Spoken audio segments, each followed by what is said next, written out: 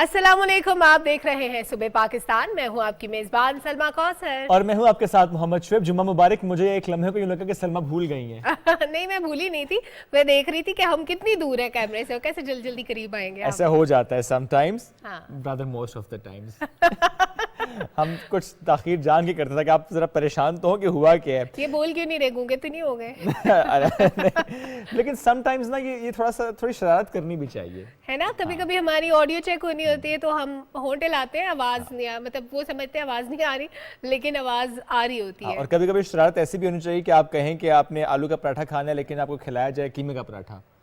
ये कब हुआ है? ये हुआ है मेरे साथ। आपको आलू के पराठे की जगह कीमे का पराठा? मैं नहीं खाता कीमे वाला पराठा, मुझे कहा गया कि आलू का पराठा है। देखिए, कीमा बड़ी अच्छी चीज होती है, मतलब अगर आपको किसी ने खिलाया तो आपको एजाज दिया गया है। नहीं, मुझे आलू के पराठे पसंद है।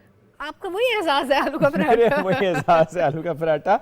अच्छा, वैसे जो पराठों की हम बात करें, चूंकि मुझे कुछ चीज़ें ही पसंद हैं जो मैं ज़्यादा खाना चाहता हूँ, जिसमें बिरयानी नंबर 1 पे है, वैसे पुलाव भी। हाँ। अच्छा, बिरयानी पुलाव क्या पसंद है? Biryani, I love biryani. अच्छा, लेकिन होम मेड, ये जो मार्केट में मिलती है ना पुलाव होता है वो बिरयानी के नाम पे, वो मुझे नहीं। अच्छा, हाँ, मैं अब बच्चों की अम्मी बना रही हूँ तो बिरयानी और मेरी अम्मी बना रही हूँ तो पुलाव। ये मेरी डेफिनेशन है पुलाव बिरयानी को लेके। वैसे ये बिरयानी को ना सर्च बहुत किया जाता है, आपको पता है पाकिस्तानी बहुत सर्च करते हैं बिरयानी और पुलाव बनाने की तरकीबें। इवन चिकन की रेसिपी भी बहुत ज़्यादा सर्च की जाती है। और ये बिल्कुल उस एक वीडियो के बाद नहीं है जिसमें चिकन कोरमे का बड़ा गरक किया गया था यूके टेस्टी फूड चैनल की तरफ से। ये वैसे ही इस पूरे साल में पाकिस्तानियों ने सर्च किया। मेरा सवाल ये है कि क्या ये सबने सर्च किया या नई शादीशुदा दुल्हनों ने सर्च किया है कि हमने बनाना है पहली बार खाना? नहीं, पहली बार तो मीठा बनता है ना, तो फिर सिर्फ चिकन और पुलाव क्यों सर्च किया गया, ये सोचने की बात है कि सबको यही रेसिपी। वो बातें हुई पुरानी। पहली बार बनता मीठा जरूर, लेकिन अब सास ही बना देती है, बहू सिर्फ चम्मच हिलाती है और कहती है मेरी बहू ने बनाया है। ये भी अच्छी, ऐसी सास सबको मिलनी चाहिए जो खुद खाना बनाए और वो ये कहे कि बहू ने बनाया है, कैसा बना है। बहू ने बनाया तो बहुत अच्छा है। हाँ, लेकिन आपको पता है कि इसके अलावा भी कुछ चीजें बहुत ज्यादा सर्च हुई है। ये तो हम खाने से मुतालिक बता रहे हैं कि गूगल पे सबसे ज्यादा क्या सर्च किया है पाकिस्तानियों ने। हाँ, इस साल के दौरान the legend of Maula Jatt ऐसी फिल्म थी जो सबसे ज्यादा सर्च की गई है, मकबूल तरीन फिल्म थी क्योंकि फाइनली आई थी ना। और इसके अलावा नसीम शाह को बहुत ज्यादा सर्च किया गया। आई डोंट नो व्हाई, लेकिन Naseem Shah was top of the list. इसमें खानों से मुतालिक अलग फहरिस्त है, लोगों से मुतालिक अलग फहरिस्त है, 6 मुख्तलिफ कैटेगरीज हैं और उसमें पाकिस्तानियों की पसंदीदा सर्चेस का ऐलान किया गया। ट्रेंडिंग सर्चेस, खबरें, रेसिपी और टीवी। अगर हम इसकी बात करें तो इसमें जनाब फिल्म्स भी और मुख्तलिफ शोबिस शख्सियात भी, इन सबको जो सर्च किया गया इन कैटेगरीज में, तो मकबूल तरीन सर्चेस में T20 वर्ल्ड कप पहले नंबर पर, एशिया कप 2022 दूसरे नंबर पर रहा और सबसे ज़्यादा जिन्हें सर्च किया यही इज़ द मैन जी नसीम शाह, इनको सबसे ज़्यादा सर्च किया गया। आमिर लियाकत साहब सेकंड नंबर पर रहे, उनसे मुतालिक खबरों में लोगों को दिलचस्पी ज़्यादा थी। The legend of Maula Jatt, जिसका सलमा आपने जिक्र किया, गूगल पर तलाश की जाने वाली या उस पर उसको सर्च किए जाने वाली सबसे मकबूल तरीन फिल्म साबित हुई।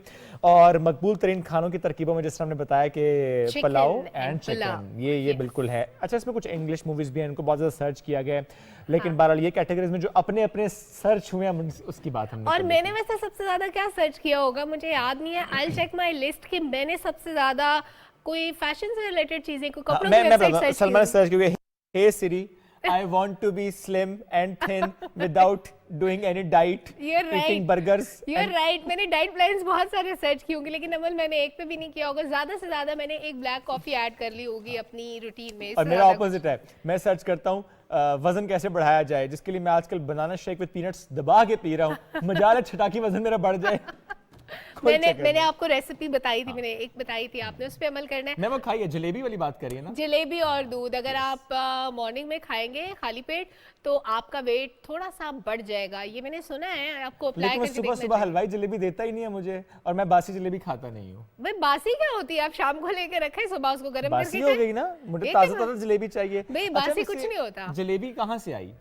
मार्केट से। नहीं, मतलब जलेबी कहाँ से आई? मेरा क्वेश्चन ये था, किस जगह की ये डिश है? मार्केट से तो आई। आई डोंट नो है तो ये साउथ एशियन कुजीन में। किस दिन बात करेंगे जलेबी से मुताल्लिक, इसकी रेसिपी से भी मुताल्लिक। और क्या जलेबी चूंकि शीरो डबो के खाई जाती है तो क्या उससे आपका वाकई वजन बढ़ जाता है? और एक मुहावरा भी है ना कि ये बंदा जलेबी की तरह सीधा है। Thank you. ऐसे मैं हूं ना, जलेबी की तरह सीधे। चले जी, जलेबी की तरह सीधे नहीं है हम, जलेबी की तरह गोल गोल घूमते भी हैं और घुमाते भी हैं। वक्त का पहिया है, इसी तरह से घूमता है, इसी तरह से घुमाता है। एनीवेज जी, हम बढ़ते हैं आगे। आज प्रोग्राम में हमने बात करनी है वायरल इन्फेक्शन से मुतालिक भी। ये जो आपकी नाक है ना, बड़े काम की नाक है। अगर इस नाक को आप गर्म रखेंगे, मेरे गर्म रखने से मुराद ये नहीं कि आपने चूल्हे पे बैठ जाना नाक समेत, गर्म से मुराद है कि इसे कवर आपने रखना है, क्योंकि अगर इसका टेम्परेचर ड्रॉप हो जाए 9 डिग्री फ़ारेनहाइट या 12 डिग्री का इसमें फ़र्क आ जाए, ड्रॉप कर दे टेम्परेचर, तो आपकी इम्यूनिटी 50% ड्रॉप हो जाती है, फिर वायरल इन्फेक्शंस का खतरा बढ़ जाता है। तो इस पर करेंगे बात, आगे चलते हैं। अच्छा शोएब, ये जो नाक होती है ना, बड़े काम की चीज़ होती है। मुझे दो बातें याद आ रही होती है। एक तो आपने नाक दूसरों के काम में नहीं हटानी होती, और दूसरे जो नाक होती है ना, इसको ऊंचा रखने के लिए आपके रिश्तेदारों की बड़ी नज़र होती है आप पे। इन दो चीज़ों का आपने ख्याल रखना होता है अपनी ज़िंदगी में, और फ्लू ना हो, ये तीसरी इंपॉर्टेंट बात है, ताकि आपकी सेहत अच्छी रहे। नहीं, नाक आप कवर रखेंगे, फ्लू इंशाल्लाह आपको नहीं होगा। हाँ, और बाकी दो बातों का भी है। बाकी दो बातें भी कुछ ऐसी हैं। इसके अलावा क्या है हमारे पास? इसके अलावा हम बात करेंगे इकबाल की फिक्र से मुतालिक। जैसे हम रोज बात करते हैं, हमारे साथ प्रोफेसर फतेह मोहम्मद मलिक साहब मौजूद होंगे, किसी तारीफ के मोहताज नहीं हैं। उनकी इकबाल पर लिखी गई जो तसानीफ हैं, उनके बारे में डिस्कशन होगी, और साथ ही साथ कुछ अहम मौज़ूआत भी डिस्कस करेंगे इकबाल से मुतालिक। बिल्कुल। इसके अलावा जो हालिया COP27 मिस्र में हुई थी, उसकी बात करेंगे। जिस तरह पाकिस्तान ने मुकदमा लड़ा, ना सिर्फ पाकिस्तान का बल्कि हर उस मुल्क का, हर उस खित्ते का जो मौसमियाती तब्दीली से मुतासर होने वाले ममालिक में शामिल है, किस तरह से वो आलमी फंड का क़याम और किस तरह से उसका अब आगे चलकर इम्प्लीमेंटेशन होना है, इस पर हम बात करेंगे। और नासफा भट्ट साहिबा हमें ज्वाइन करेंगी। WWF पाकिस्तान की मैनेजर क्लाइमेट एनर्जी प्रोग्राम है, उस वफ्द का हिस्सा थी जिसमें पाकिस्तान ने भरपूर तरीके से मुकदमा लड़ा है। बिल्कुल। और इसके साथ आखिर में जुमे की मुनासबत से हमारा एक सेगमेंट होगा, जिसमें हम डिस्कस करेंगे ख्वाजा सराओं के हुकूक से मुतालिक हमारा मजहब इस्लाम क्या कहता है, क्या अहकामात हैं, और हम अपनी रोज़मर्रा ज़िंदगी में जो अपनी हर नाकामी पर एक जुमला कहते हैं कि बस अल्लाह की मर्ज़ी। अब उस अल्लाह की मर्ज़ी के पीछे हमारी कितनी कमियां, कोताहियां, खामियां होती हैं, हमारी कितनी गलतियां होती हैं, उसका इदराक हमें नहीं होता। तो ये भी डिस्कस करेंगे कि क्या ये कहना दुरुस्त है कि बस अल्लाह की मर्ज़ी होना था जो हो गया। बिल्कुल ठीक है जी, ये तो हमारे वो मौज़ूआत हैं जो आगे चलकर डिस्कस हम करेंगे इंशाल्लाह। और जो कुछ न्यूज़ हमने आपके लिए सिलेक्ट कर रखी है, क्विकली शेयर करते हैं आपसे। आज के दिन की मुनासबत से जो खबरें हैं वो शेयर कर लेते हैं। सबसे पहले बात हम करते हैं, आज Pakistan navy Hangor day celebrate कर रहा है। 1971 की पाक भारत जंग, इसका हम हवाला दे रहे हैं। और हंगोर यानी पाक बहरे की आबदोज S131 इस वक्त पाकिस्तान मैरीटाइम म्यूजियम कराची में इसको रखा गया है। 2006 से पहले तक ये गहरे पानियों में पाकिस्तान की हिफाजत करती थी, लेकिन अभी ये वहाँ पर खड़ी है, चूँकि डीकमीशन कर दिया गया था 2006 में। और इस आबदोज ने भारतीय बहरे के जंगी जहाज कुकरी इसको समंदर बुर्द किया था। एक दूसरा जहाज था किरपान, इसको एंगेज भी रखा था, इसको हिट भी किया था। और दूसरे जंग अजीम के बाद किसी भी रवायती आबदोज का ये शानदार कारनामा समझा जाता है। इस पर हमारी कोशिश तो थी कि हम जरूर मजीद बात भी करते हैं। जो उस वक्त उसके कैप्टन थे, जो उस वक्त उसके ऑफिसर्स थे वहां पर, उस वक्त माहौल क्या था उसकी बात करते हैं। लेकिन हमारे पास इस पर बड़ी डिटेल रिपोर्ट है, तो वो रिपोर्ट देखते हैं।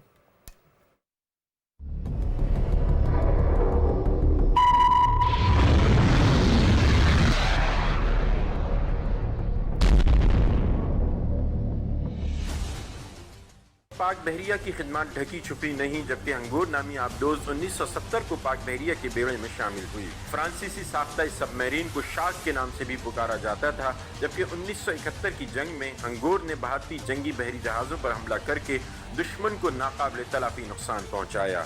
26 नवंबर की रात को टारपीडोज से लेस हंगोर को उस वक्त कमांडोर अहमद तस्नीम की क़यादत में मुंबई हार्बर पर भेजा गया। हंगोर 2 और 3 दिसंबर तक मुंबई के साहिल के करीब पानी के अंदर मौजूद रहकर भारतीय बहरिया की नकलो हरकत और राब्तों की निगरानी करती रही। 4 दिसंबर को पाक बहरिया की जानिब से हंगोर को भारतीय जंगी जहाजों पर बाज़ाब्ता हमले के अहकामात दिए गए। 9 दिसंबर को हंगोर ने भारतीय जंगी जहाज ककरी को निशाना बनाकर समंदर बुर्द कर दिया। इस वाक़े में 18 भारतीय अफसरान के अलावा 170 सेलर्स भी हलाक हुए, जो बहरी लिहाज से भारत का सबसे बड़ा नुकसान रहा है। हंगोर ने भारतीय जंगी जहाज किरपान पर भी हमला किया और उसे मफलूज कर दिया। दूसरी जंग अजीम के बाद अब तक किसी आबदोज का बहरी जंगी जहाज को समंदर बुर्द करने का ये वाहिद वाकया है। दुश्मन के बहरी जहाज एक हफ्ते तक हंगोर की तलाश में अंधाधुंध हमले करते रहे, ताहम उन्हें नाकामी का मुंह देखना पड़ा। 13 दिसंबर को हंगोर अपने अहदाफ कामयाबी से मुकम्मल करने के बाद वापस कराची हार्बर पहुंची। आबदोज हंगोर के अमले ने जिस महारत और बहादुरी का मुजाहिरा किया वो बहरी तारीख में हमेशा सुनहरी अल्फाज में याद रखा जाएगा। Mohammad Zubairuddin, Pakistan television news. ज़बरदस्त रिपोर्ट 1971 के हवाले से आज के दिन की मुनासबत से हमने देखी, लेकिन आज का दिन कई हवालों से अहम है। आज वर्ल्ड एंटी करप्शन डे भी मनाया जा रहा है। माशरे से बदउनवानी का खात्मा, उसके लिए शऊर उजागर करना बेहद ज़रूरी है, जिसके लिए आज का ये दिन मनाया जाता है। बिल्कुल। और अक्टूबर 2003 यूएन की जनरल असम्बली ने बदउनवानी के खिलाफ कन्वेंशन इसको इख्तियार किया था और 9 दिसंबर को बदउनवानी के खिलाफ आलमी दिन के तौर पर मनाने का ऐलान किया गया था। और यूएन के मुताबिक करप्शन वो नासूर है, वो मसला है, वो इशू है जो हर मुल्क को मुतासर करता है। और इस दिन के मौके पर दुनिया भर में इस अज़्म का इजहार किया जाता है कि करप्शन के खात्मे के लिए हर किसी को अपना किरदार अदा करना है, एज एन इंडिविजुअल भी, एज एन इंस्टीट्यूशन भी, एज अ स्टेट भी। सबको अपनी रिस्पॉन्सिबिलिटी का इदराक होना चाहिए ताकि इसको कम किया जा सके और आहिस्ता आहिस्ता ख़त्म किया जा सके। रिपोर्ट देखते हैं इस पर।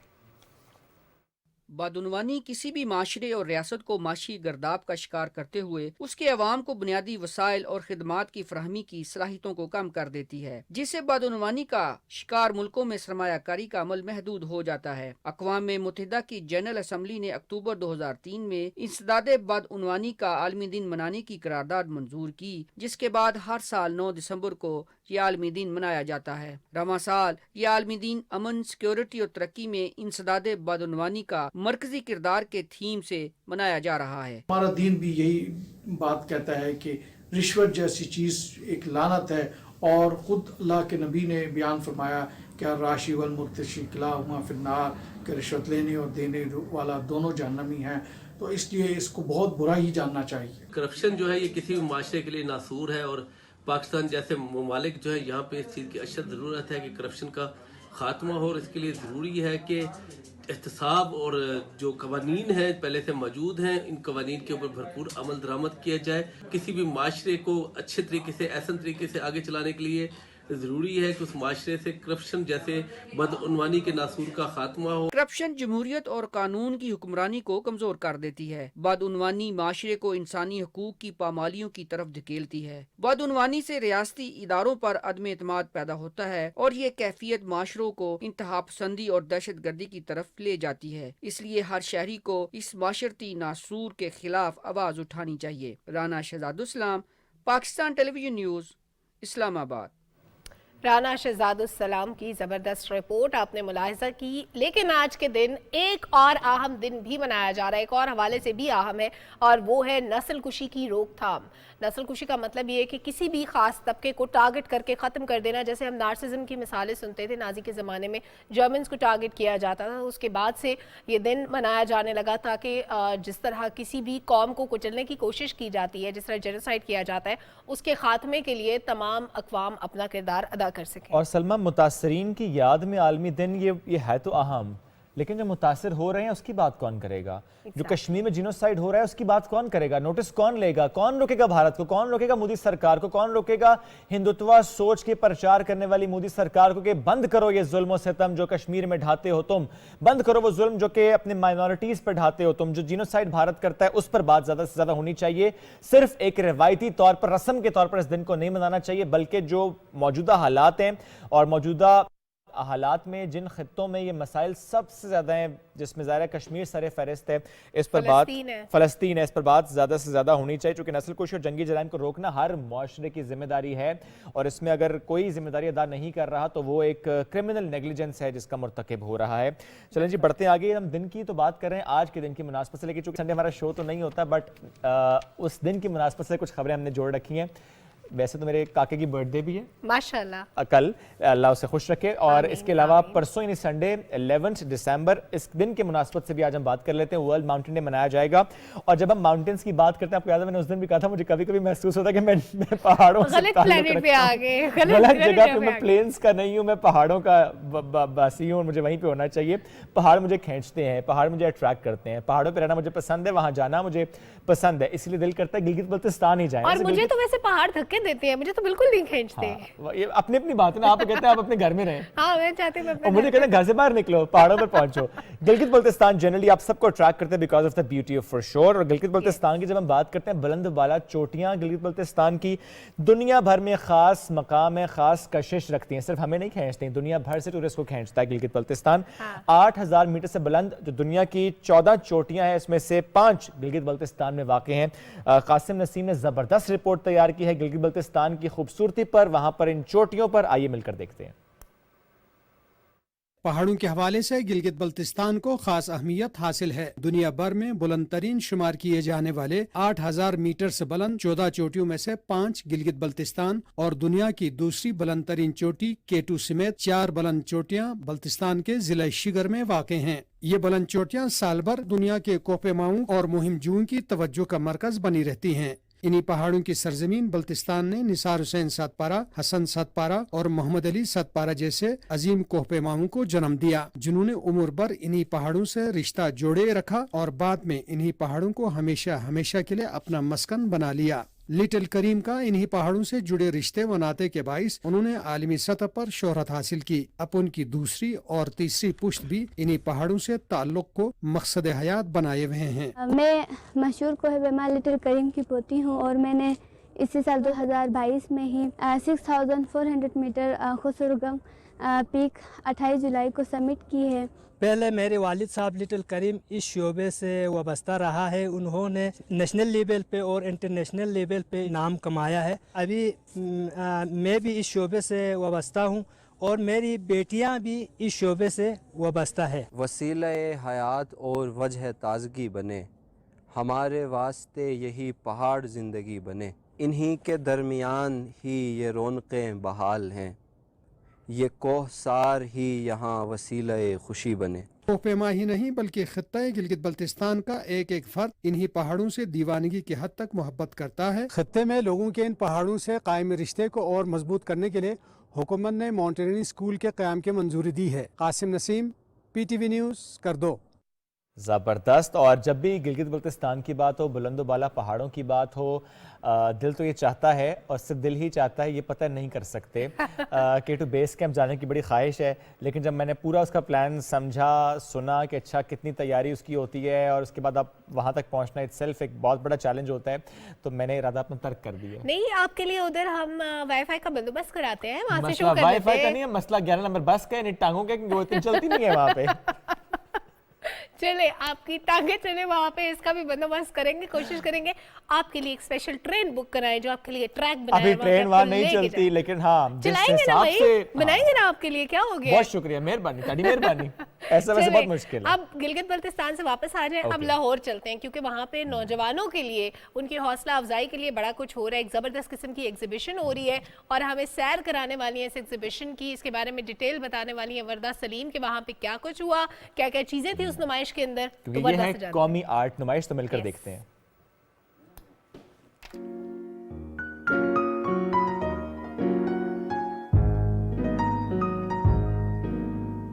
آرٹسٹ زندگی کی حقیقتوں کو باریک بینی سے دیکھ کر مختلف فنون لطیفہ کے ذریعے اس کا اظہار کرتے ہیں. اس کشور حسین میں ایسے زبردست مصور پیدا ہوئے ہیں جنہوں نے آرٹ کے مختلف جہتوں میں ملک کا نام روشن کیا ہے. اپنی نوعیت کے اس منفرد ایونٹ کا مقصد نوجوان مصوروں کے فن پاروں کو نمائش کے لیے رکھنا اور ان کے فن کی حوصلہ افزائی کرنا ہے. نمائش میں ملک بھر سے 14 مصوروں نے حصہ لیا اور اپنی تخلیقی شاہکار پیش کیے. ان کے کام میں مجھے بڑی سنجیدگی, پختگی اور خوبصورتی نظر آئی ہے, اور انہوں نے ایک نیا رنگ بھی اس میں سے نکالا ہے اور اس میں جدت بھی ہے اور روایت بھی ہے. نیچرل ایگزیبیشن کرنے کا And of course the two captains, Babar Azam and Ben Stokes. And who's got the coin? Babar has the coin. Tails. Tails is the call. You have a tail? Yeah, love a bat. So, Ben, first of all, what are you going to do? We're going to have a bat. You're going to bat first. Got the momentum on your side, of course, from the first test match. What do you make of the surface? Yeah, I don't think we can really read into it too much. I think we'll have to wait and see sort of what it offers in the first hour of cricket. But, you know, hopefully we can go out and, you know, set the same sort of benchmark as we did in the last test match with the bat. same kind of tone. We don't expect anything different coming from England. Try to get out of there and get as many as possible. Yeah, I think so. You know, obviously going out and playing some exciting, positive cricket is what we're all about, and you know, carrying on the momentum from last week. Obviously taking a lot of confidence with the win. So yeah, looking forward to getting going. Any changes? Just the one change which we announced yesterday, where Mark Wood comes in for the injured Liam Livingstone. All right, have a good one. Thank you. Cheers. Babar, would you have done the same thing if you won the toss? Definitely we have a batting first, but toss is not our hand, and unfortunately I lost on the trot. But we will try to take early wickets and put pressure on them. What do you make of this surface when you look at the pitch? Pitch look like dry, but I think we need to bowl in good area and try to take wickets. It's been tough for you as a captain because lots of injuries in the camp. What are the changes in the side?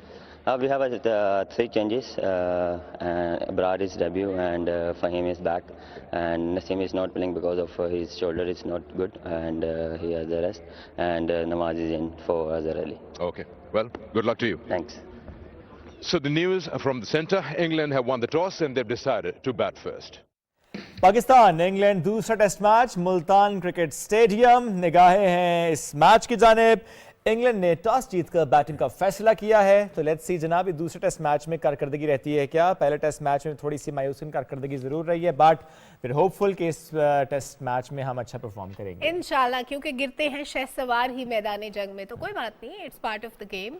और इंतजार करते हैं, हमें अच्छा खेल देखने को मिलेगा। और कुछ छोटी छोटी चंद और खबरें अपने व्यूअर्स के साथ शेयर कर लेते हैं। ईरानी मुसव्विर इमाद सालेही ने कैनवस पर दुनिया के सबसे बड़े आर्ट वर्क का गिनीज वर्ल्ड रिकॉर्ड अपने नाम कर लिया है, और ये हुआ जनाब कतर में, जहाँ पे अपने आर्ट को मुकम्मल करने के लिए 3000 लीटर पेंट और 150 से ज़ायद पेंट ब्रशेस का इस्तेमाल किया गया। बहुत बड़ा ये, और 18 घंटे लगे इस फन पारे को मुकम्मल करने के लिए।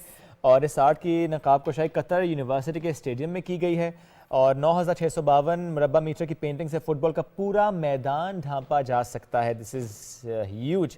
और इससे कबल सबसे बड़ी पेंटिंग बनाने का एजाज़ बरतानवी आर्टिस्ट सचो जाफरी के पास था, और जिनकी पेंटिंग 1595 मुरब्बा मीटर थे, और अब ये रिकॉर्ड ब्रेक हो गया। वैसे कतर में जनरली अब हम देख रहे हैं कि हर रिकॉर्ड ही ब्रेक हो रहा है, रिकॉर्ड पे रिकॉर्ड बनते जा रहे हैं। इवन आप वहाँ पे जो टिकट्स हैं उसकी बात करें तो वो भी हमने देखा कि रिकॉर्ड ब्रेक हुआ, पहले इससे सारे टिकट्स बिक गए, और ऐसा पहले कभी हुआ नहीं। और स्टेडियम में जितने लोगों ने इस्लाम कबूल किया लेक्चर सुनने के बाद, वो भी एक अपने आप में एक मिसाल है। बहुत सारी डिफरेंट चीजें हुई हैं। पाकिस्तान का ट्रक आर्ट कतर गया, ये बड़ी जबरदस्त बात है। और नहीं गए तो सलमा शुएब नहीं गए, बस हम दोनों रह गए। हम उम्मीद करते हैं कि हम भी जाएंगे, लेकिन हमने फुटबॉल भेजे हैं ना, फुटबॉल भेजे, लेकिन हमारा जाना तो देखो अपनी इंपॉर्टेंस रखता है ना।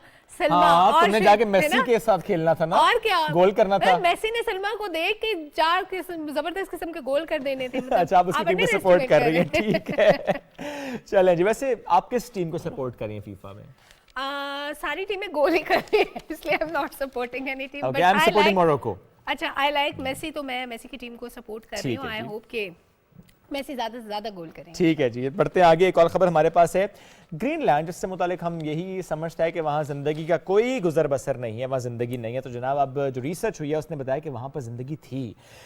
मुंजमद सहरा, यहाँ से 20 लाख साल पुराना जिनियाती मवाद दरियाफ्त किया गया। साइंसदान पता लगाने में कामयाब हुए हैं कि लाखों साल कबल इस खित्ते में हाथी भी थे, हिरन भी थे, खरगोश भी थे, बल्कि 102 जानवरों की मौजूदगी पाई जाती थी। साइंटिस्ट के मुताबिक डीएनए नमूनों से ये इंदिया मिलता है कि यहाँ मुताबिक जानदार पौधे और बैक्टीरिया पाए जाते थे, और तब यहाँ जंगल था, आज यहाँ सब्ज़ा तक मौजूद नहीं है। और साइंसदान कहते हैं कि पहली बार है जब हम 20 लाख साल पुराने डीएनए को देख रहे हैं, जिससे ज़माने कदीम में गुम हो जाने वाली दुनिया का इल्म होता है। और साइंसदानों की नई दरियाफ्त को एक गुमशुदा दुनिया की दरियाफ्त करार दिया जा रहा है। तो जनाब जहाँ पे कोई जिंदगी का आसार नजर नहीं आता, वहाँ पर भी जिंदगी थी। बिल्कुल, वहाँ पे भी जिंदगी थी। और ये जो हम बात कर रहे हैं उर्दू में, तो एक और चीज़ शेयर कर देते हैं अपने व्यूअर्स के साथ कि दुनिया में तकरीबन 6000 ज़बानें बोली जाती हैं, और बल्कि इससे ज़्यादा। और जो सबसे ज़्यादा बोली जाने वाली ज़बान है वो है जनाब अंग्रेज़ी, टॉप ऑफ द लिस्ट, जो दुनिया में सबसे ज़्यादा बोली जाती है। और इसके अलावा अगर कोई दूसरे नंबर पे लैंग्वेज है, दैट इज़ चाइनीज़, और तीसरे नंबर पे हिंदी ज़बान है, اور 5واں نمبر جو ہے یہ فرانسیسی زبان کا ہے جسے 274 ملین لوگ بولتے ہیں، اور 6ٹھے نمبر پر 19 لہجوں کے ساتھ عربی زبان ہے، 7ویں نمبر پر بنگالی زبان، 8ویں پر روسی، 9ویں نمبر پر بڑی زبان جو بولی جاتی ہے وہ ہے پرتگالی، اور 10ویں نمبر پر ہماری قومی زبان اردو ہے۔ اور اردو کی ترویج کے لیے پاکستان میں کام بھی ہو رہا ہے، کوششیں بھی کی جا رہی ہیں تاکہ زیادہ سے زیادہ ہم اردو میں بات کریں۔ اور 231 ملین افراد بولتے ہیں اردو۔ 231 ملین ایک بڑا نمبر ہے، لیکن اس نمبر کو ہم نے بڑھانا ہے، زیادہ سے زیادہ پروموٹ کرنا ہے اپنی قومی زبان کو۔ اچھا، نمبر بڑھانا ہے، اس کے علاوہ جو ہمارے ریجنل لینگویجز ہیں اس کو ہم نے پروٹیکٹ بھی کرنا ہے، کوئی زبان ختم نہ ہو جائے، اس کو محفوظ رکھنا بھی بڑا اہم ہوتا ہے۔ اور پی ٹی وی کی سب سے اچھی بات کہ پی ٹی وی پہ ریجنل لینگویجز میں بھی بلیٹنز ہوتے ہیں، ایک تو سائن لینگویج میں بھی ہوتا ہے، سائن لینگویج کے علاوہ بلتی، شنا اور 2-3 اور گوجری میں بھی ہوتا ہے، کشمیری میں بھی ہوتا ہے، یہ بہت ساری لینگویجز میں ہوتے ہیں۔ یہ سب سے اچھی بات ہے کہ آپ جہاں بھی رہتے ہیں نا وہاں پہ آپ کو، اور رات میں عربک بلیٹن بھی ہوتا ہے، پشتو میں بھی ہوتا ہے، ہر زبان آپ کو سننے کو ملتی ہے، تاکہ ہم کنیکٹ بھی کریں آپ سے جو وہ زبان بولتے ہیں اور اپنی زبان کی امپورٹنس پر بھی بات کریں۔ چلیں جی بڑھتے ہیں آگے، اب ہم اگلے موضوع کی طرف جا رہے ہیں جو کہ ہے اس موسم سے جڑا ایک نئی ریسرچ ہوئی ہے، اور اس ریسرچ میں پہلی بار یہ سامنے آیا ہے کہ آخر یہ بیکٹیریا اینڈ وائرس سردی میں زیادہ حملہ کیوں کرتے ہیں؟ گرمی میں بھی تو ہوتے ہیں، تب ہمیں اتنا مسئلہ کیوں نہیں ہوتا، سردی میں ہی مسئلہ زیادہ کیوں ہوتا ہے؟ تو جناب یہ جو ناک ہے آپ کی بڑی اہم، ہم نے پروگرام کے آغاز میں بتایا تھا، اگر آپ نے اس کو گرم نہیں رکھا، یہ ٹھنڈی ہو گئی ہے، تو اس کا مطلب ہے کہ اس کے اندر وہ ایلیمنٹس جو کہ آپ کی قوت مدافعت کے لیے اہم ہیں وہ 50% مر گئے ہیں، جس کی وجہ سے وہ وائرس آپ پر حملہ کرے گا، بیکٹیریا آپ پر حملہ کرے گا۔ پھر آپ کیسے بچیں گے اس بیکٹیریا سے، وائرس سے بچ سکتے ہیں اگر آپ مفلر لپیٹ لیں یا آپ فوراً سے ٹھنڈی جگہ پر نہ جائیں۔ ایک سڈن چینج آف ٹیمپریچر کا جو ڈراپ ہونا ہے وہ بھی اس مسئلے کو جنم دیتا ہے۔ تو جناب اسی موضوع پر آج ہم بات کریں گے، چلتے ہیں اپنے لاؤنج کی طرف۔ ڈاکٹر نازش بوستان صاحب نے ہمیں جوائن کر لیا، السلام علیکم، گڈ مارننگ جی، کیسی ہیں آپ؟ اچھا نازش صاحبہ، سب سے پہلے جاننا تو آپ سے یہ چاہیں گے کہ یہ جو نئی ریسرچ پہلی بار ظاہر ہوا کہ سامنے آئی کہ سردیوں میں حملہ اس لیے ہوتا ہے چونکہ ٹیمپریچر ڈراپ آپ کا ہو جاتا ہے۔ اب اس ریسرچ سے کتنا فائدہ ہو سکتا ہے ہمیں کہ ہم یہ سمجھ پائیں کہ اچھا ناک اب آپ نے گرم رکھنی ہے؟ یہ صرف ناک گرم رکھنے کا فیکٹر نہیں ہے، اچھا اس میں وائرس کے اپنے بھی ہیں میکینزمز نا۔ اب جس طرح آپ نے دیکھا ہے جتنے وائرسز ہیں نا ان ساروں کا ایک کلائمیٹک پیٹرن ہے، موسم کے ساتھ لنکڈ ہیں سارے کے سارے۔ کچھ جو ہیں جو جس طرح ڈائجسٹیو ٹریک والے ہیں جس میں ڈائریا وغیرہ آ جاتا ہے وہ زیادہ تر آپ کو ملتے ہیں گرمی میں اور اس کے ساتھ ساتھ برسات کے بارش کے موسموں میں۔ جو یہ ریسپائریٹری والے ہیں نا سارے جتنے بھی ہیں یہ سارے زیادہ تر ڈومینیٹ کرتے ہیں سردیوں کے موسم میں، اور سردی میں بھی جب آپ کی ہیومیڈیٹی یا جیسے کہتے ہیں نا ہوا میں نمی کا تناسب کم ہو اور ٹمپریچر بھی کم ہو، وہ بیسٹ موسم ہوتا ہے ان تمام وائرسز کے لیے۔ اس کا مطلب ہے گھروں میں جو ہیٹرز کا استعمال زیادہ ہوتا ہے اس کی وجہ سے بھی وائرس اٹیک کرتا ہے؟ جی بالکل، یہ سارے فیکٹرز ہیں اس میں زیادہ۔ ابھی آپ نے دیکھا ہے ریسنٹ میں ایپیڈیمک چل رہی ہے نا، ہر گھر میں بالکل بچے ہیں بڑے ہیں جن کو بخار ہو رہے ہیں، اور 15 دن کھانسی نہیں جا رہی ہے۔ یہ کون سا وائرس ہے؟ یہ ابھی تک تو اس کو ابھی جو ریسنٹ والی ایپیڈیمک ہے نا کریکٹرائز نہیں ہوا ہے کہ کون سا ہے، لیکن جو اور ابھی تک کووڈ بھی چل رہا ہے، ویسے کووڈ بھی چل رہا ہے۔ یہ اب آپ سمجھیں کہ کووڈ رہے گا کیونکہ یہ کرونا وائرس نا اب بلینڈ ان ہو گیا ہماری پاپولیشن کے ساتھ، اور جس طرح آپ کو سردیوں میں ایوین انفلوئنزا کے اور باقی وائرسز نظر آتے ہیں نا کہ بھئی پاپولیشن میں آئے ہوئے ہیں لوگ بیمار ہو رہے ہیں، اب یہ بھی چلے گا۔ ڈاکٹر نازش ابھی کل ہی ہم ڈسکس کر رہے تھے فلو شاٹ سے متعلق کہا جاتا ہے اکتوبر میں لگوانے چاہیے، لیکن کیا اگر آپ اکتوبر میں نہیں لگوا سکے اس وقت نہیں لگائے جا سکتے دسمبر میں جنوری میں؟ بوسٹر ویکسینز تو آپ کسی ٹائم پہ بھی لگوا سکتے ہیں، وہ صرف ان لوگوں کو بتایا جاتا ہے جن کی امیونٹی کافی کمزور ہو یا جس طرح استھمیٹک پیشنٹس ہیں وہ جن کا ریگولر مسئلہ ہے، ان کو ہوتا ہے کہ کہا جاتا ہے کہ ہر سال آپ نے لگوا لے۔ کراچی کے لیے منتھ ڈیفرنٹ ہے، وہ اسلام آباد کے لیے منتھ ڈیفرنٹ ہے، ہیومیڈیٹی اور ٹمپریچر کے حساب سے لنکڈ ہے نا ساری چیزیں، کیونکہ یہ والے وائرسز تو جتنے ریسپائریٹری کے جتنے وائرسز ہیں وہ سارے کے سارے سردیوں میں اور اگر آپ سال میں کسی بھی وقت لگواتے ہیں تو اس کا کوئی نقصان نہیں ہے، آپ کبھی بھی لگوا سکتے ہیں، لیکن کیونکہ پری ڈومینیٹ ہی اسی سیزن میں کرنا ہوتا ہے تو اس لیے پہلے سے ایڈوائز یہی تو بہتر یہ کہ آپ اسے پہلے سے لگوائیں۔ نہیں پہلے سے نہ لگوائیں، آپ اس کے قریب لگوائیں تاکہ آپ کی امیونٹی ہائی رہے، کیونکہ اکتوبر کا مطلب یہ ہے کہ نومبر سپٹمبر اکتوبر میں لگوا لیں، اس کے بعد پھر یہ کچھ مہینے رہے گی۔ مسئلہ سارا یہ ہے کہ ان وائرسز کے لیے ہمارے پاس کوئی ایسی سکسیسفل ویکسین نہیں ہے جس کو ہم نے ایک دفعہ لگوا لیا تو چلو کئی سال ہمارا سکون سے گزر جائے، یہ ہر سیزن اور سیزن وائز بھی آپ کے پاس ان تمام وائرسز کی پاپولیشن فرق ہوتی ہے، اچھا ہاں اگر کسی وقت آپ کو فلو ہوا ہے یعنی بچے کو فلو ہوا ہے یا اس کو کف ہے اور اس کی طبیعت خاصی خراب ہے اور آپ نے فلو شاٹ چونکہ نہیں لگوایا تھا اس وقت لگوا سکتے ہیں جس وقت وہ انفیکشن میں انفیکشن کے اسٹیٹس پہ تو ریکمینڈڈ نہیں ہوتا نارملی نا, آپ گزرنے دیں ایک دفعہ جی اس کے بعد لگوائیں. ٹھیک. اچھا ڈاکٹر صاحبہ کچھ گھریلو ٹوٹکے عام طور پہ کیے جاتے ہیں کیونکہ فلو کے لیے بڑا کامن ہے کہ آپ گھر پہ جو شاندہ پی لیں, قہوہ پی لیں, شہد لے لیں, گلا ٹھیک ہو جائے گا, کیا یہ کرنا چاہیے فوری طور پہ ڈاکٹر کے پاس؟ دیکھیں نہیں, میں فوری طور پہ ڈاکٹر والی بھی اس پہ اسٹیٹس پہ نہیں جاتی ہوں. بہتر آپشن یہ ہوتی ہے کہ دیکھیں ہوم ریمیڈیز آپ کو کسی حد تک تو بچائیں گی, کیونکہ اگر کمرے میں ہیومیڈیفائر چل رہا ہے یا کوئی بھی ایسی چیز آپ نے آن کی ہے جس سے نارمل ایون دیگچی میں پانی ابال کے 2-3 دفعہ کمرے میں وہ رکھ لیں, اس کو تھوڑی سی اسٹیم بنے گی, چلو ہیومڈ ہو جائے گا ٹمپریچر. دوسرے یہ ہے کہ جو شاندہ وغیرہ ان کے سائیڈ افیکٹس نہیں ہیں, ہربل جتنے بھی گھر میں ہیں نا گھریلو ٹوٹکے, ان کا کوئی سائیڈ افیکٹ تو آنا نہیں ہے. اور وائرس نے کرنی ہے اپنی سائیکل کمپلیٹ ہر حال میں. آپ چاہے میڈیکیشن سٹارٹ کر دیں چاہے کچھ کر لیں, ہاں ایک دفعہ آ گیا تو وہ اپنا وقت پورا کرے گا پھر ہی جائے گا. اور بچوں کے لیے نیبولائزر یا اسٹیم؟ دیکھیں یہ ڈیپینڈ کرتا ہے, ہر گھر میں نیبلائزر موجود نہیں ہے تو اس لیے اسٹیم بھی آپ دے سکتے ہیں. دونوں چیزیں ایکولی گڈ ہیں.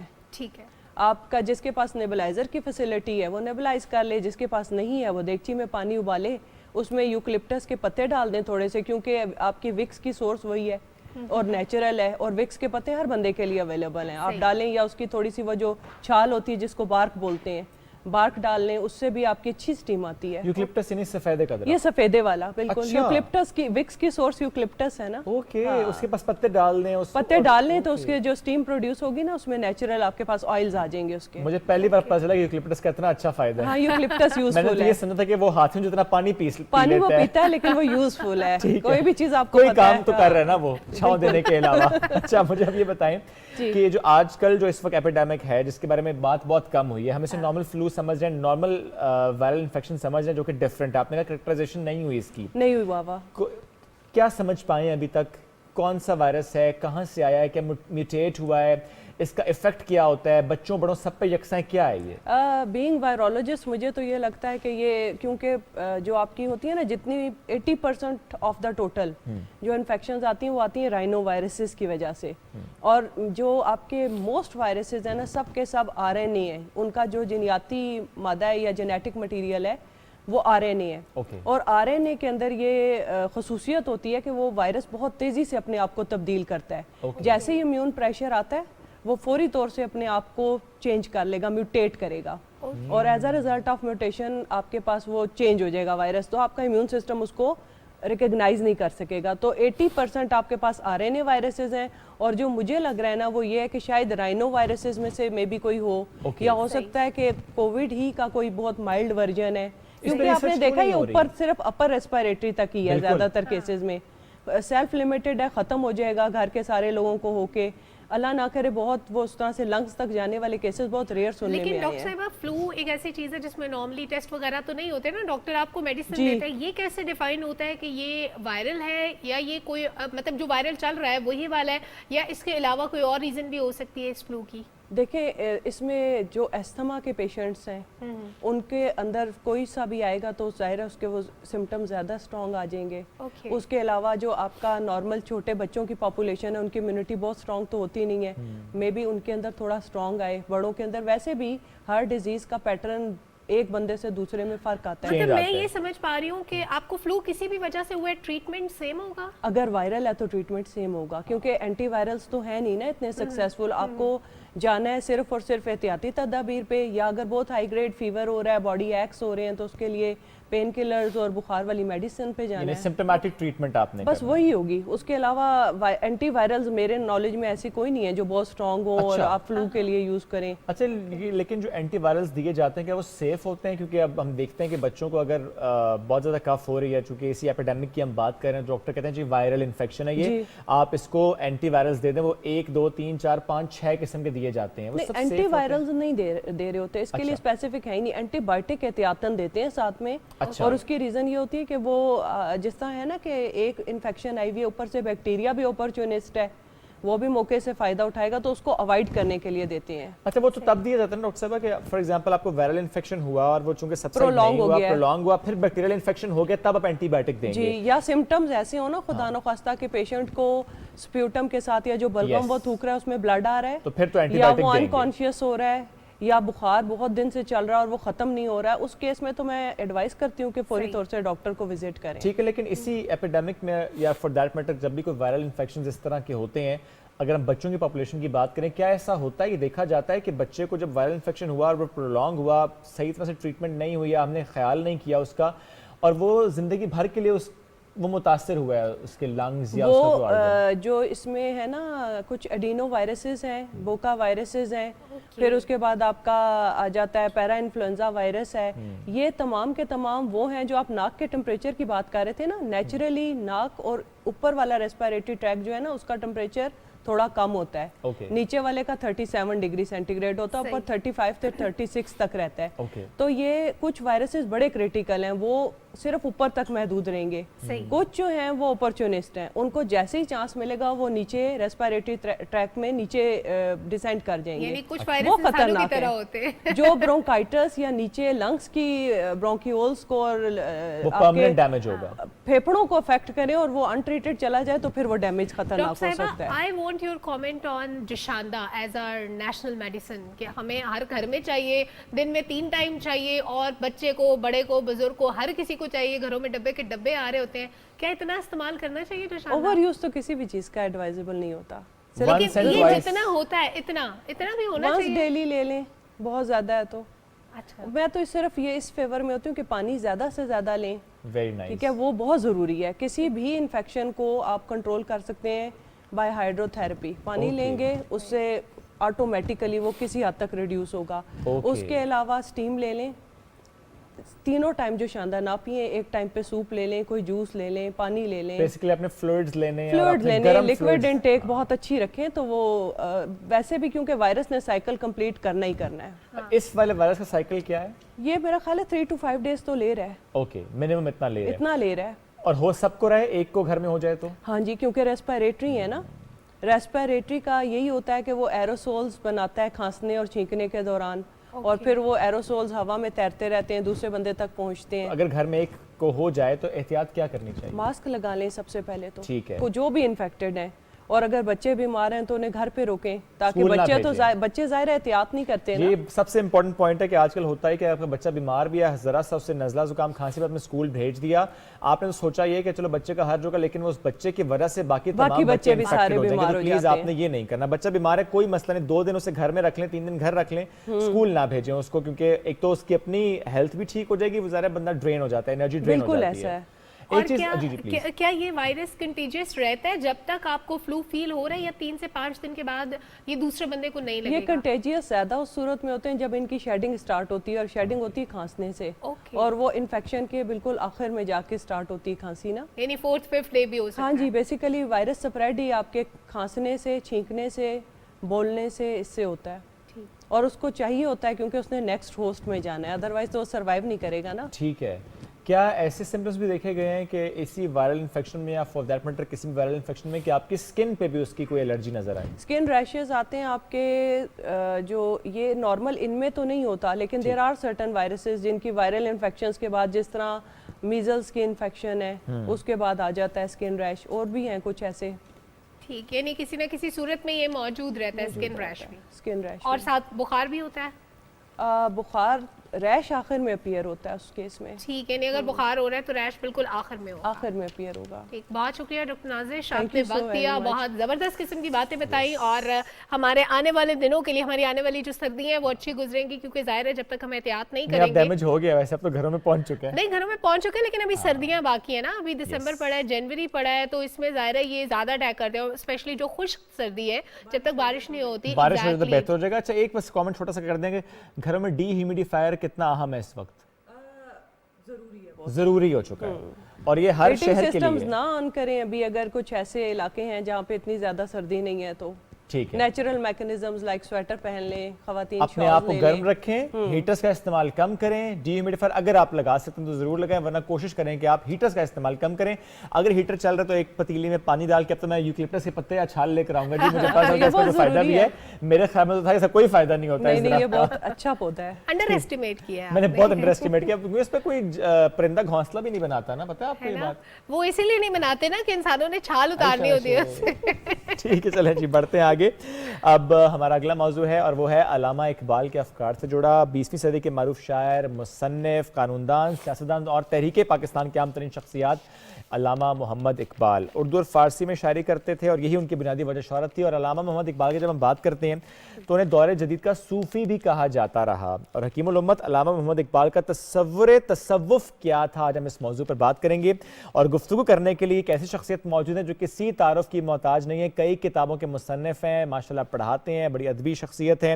اور فتح محمد ملک صاحب نے آج ہمیں جوائن کیا. السلام علیکم سر, کیسے ہیں آپ؟ اللہ کا کرم, آپ نے یاد فرمایا, آپ کا شکریہ. سر آپ کا بڑا فن ہے کہ آپ ہمارے ساتھ موجود ہیں اور ہماری بھی رہنمائی کریں گے. اقبال سے متعلق آپ کی کچھ کتب بھی ہیں, انہی سے آغاز کر لیتے ہیں آج کی گفتگو کا. اقبال فکر و عمل اور اقبال فراموش جیسی کتابیں آپ نے کیا سوچ کے لکھی, اس کے پیچھے کیا ریزن تھی؟ اس کے پیچھے سب سے زیادہ جو تکلیف دہ خیال تھا وہ یہ تھا کہ اقبال مصور پاکستان ہے اور انہوں نے پاکستان کا تصور دیا اور پھر قائد اعظم کو قائل کیا کہ وہ اس تصور کو تحریک پاکستان بنا کر پاکستان قائم کر دکھائے.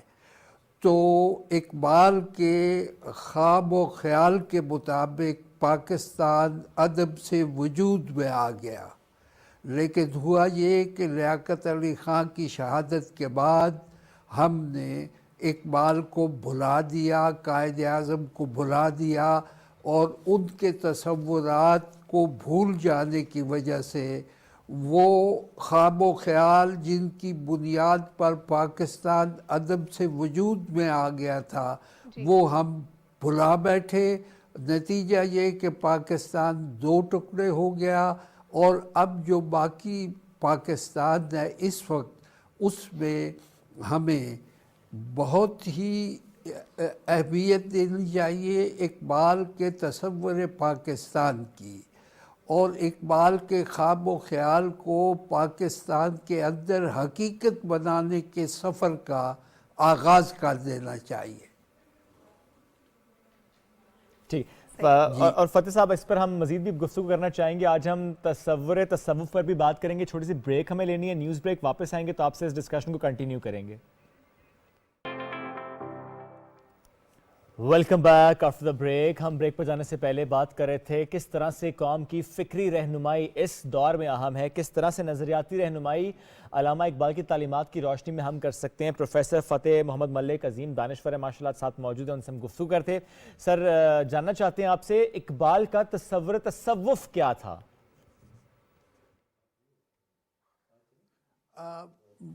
اقبال کو اس بات کا بہت رنج تھا کہ ان کے عہد میں دنیائے اسلام سے تصوف اپنے زوال اور انحطاط کے آخری مرحلے پر پہنچ چکا ہے. انہوں نے بڑے دکھ کے ساتھ کہا تھا, میں ایک شعر پیش کرتا ہوں ان کا, کہتے ہیں قم باذن اللہ کہہ سکتے تھے جو رخصت ہوئے, خانقاہوں میں مجاور رہ گئے یا گور کن. تو یہ صورتحال ان کے عہد میں تھی, لیکن وہ خود ایک بہت بڑے صوفی تھے اور ان کے صوفیانہ تصورات کا سرچشمہ مولانا جلال الدین رومی کی ذات والا صفات تھی. مولانا رومی کو وہ اپنا مرشد رومی کہتے تھے اور خود کو مرید ہندی کہتے تھے. تو تصوف ان کی زندگی کا, ان کی روحانی جو ہے انقلابی تصورات جو روحانیت سے پھوٹے تھے ان کا سرچشمہ تھا، اور وہ مولانا جلال الدین رومی کے تصورات کا نئے زمانے کے سیاق و سباق میں اس کی تجدید اور احیاء چاہتے تھے. اور انہوں نے اس سلسلے میں ایک قطع بند ایسا بھی کہا تھا جس میں بتایا تھا کہ جس طرح سے رومی نے اپنے عہد میں روحانی تصورات کو پھر سے زندہ کیا تھا، نئی زندگی دی تھی، اسی طرح سے میں بھی اپنے عہد میں عصر رواں میں رومی کے مرید کی طرح سے وہ تصورات دوبارہ زندہ کرنے میں مصروف ہوں. اب ان کی جتنی بھی زندگی ہے وہ ساری کی ساری اسلام کے روحانی تصورات کو سمجھنے، سمجھانے اور انہیں عام کرنے میں گزری ہے. کیا بات ہے، یعنی تصوف کی بات ہو رہی ہے سر، تو میں چاہوں گی کہ ساتھ ہی ساتھ آپ یہ بھی فرمائیے گا کہ اقبال کی شاعری میں ہمیں تصوف کے ساتھ ساتھ جدت بھی نظر آتی ہے. سائنس سے متعلق جو علوم ہیں نوجوان ان کو حاصل کریں، اس پر بھی زور دیتے تھے. اس بارے میں بھی تھوڑا سا بتائیے گا. بات یہ کہ جو پیر رومی ہوں یا اقبال کاسا ان کا مرشد ہند، وہ مرشد رومی ہوں یا اقبال سا مرید ہندی، وہ دونوں جو ہے وہ اپنے زمانے کو علوم تازہ کی سرمستیوں میں ڈوبا ہوا دیکھنا چاہتے ہیں. اور اقبال نے بھی یہ اصطلاح بارہا استعمال کی ہے، وہ ہے علوم تازہ. اور ان کا تصور یہ تھا کہ مسلمانوں نے یورپ کے ازمنہ تاریخ ڈارک ایجز کو منور کیا، اور مسلمانوں نے جس طرح سے یورپ کے زمانہ تاریخ کی تاریکیاں دور کی اپنے علم و حکمت کے ساتھ، ہمیں بھی اسی طرح سے اپنا جو علمی سفر ہے وہ پھر سے جاری کرنا چاہیے. ان کا کہنا تھا کہ یورپ میں یا مغربی دنیا میں علوم تازہ کی جو سرمستیاں ہیں وہ ہمارے ماضی کے علوم کی توسیع ہیں، ان کی تردید نہیں ہے. اس لیے ہمیں جہاں اب ہمارے ہاتھ سے علم کی مشعل گر گئی تھی، یورپ نے اٹھا لی اور آگے بڑھنے لگے. ہمیں یورپی علوم کو اپنا ہی سمجھنا چاہیے. اسلام کی روشنی میں جدید علوم اور سائنسی علوم اور فلسفیانہ حکمت، یہ ساری چیزیں ایسی ہیں کہ جو ہم جب سو گئے تو بیدار مغرب نے ہمارے ہی علوم کو تازہ کیا. تو جو بھی نئے علوم ہیں، وہ سائنس ہے، ٹیکنالوجی ہے، یہ سارے کے سارے علوم جو ہیں ہمارے اپنے ہیں. ہم نے اپنے کھوئے ہوئے اس سرمائے کو دوبارہ حاصل کرنا ہے اور اسے اسلام کی روشنی میں پھر سے نکھار کر دنیا کو ایک بار پھر نیا علم دینا.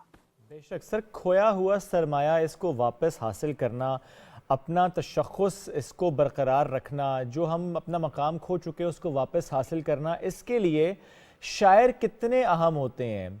کسی بھی قوم کی تنزلی کے لیے یا کسی بھی قوم کے آگے بڑھنے کے لیے اس وقت کے شاعر کتنے اہم ہوتے ہیں؟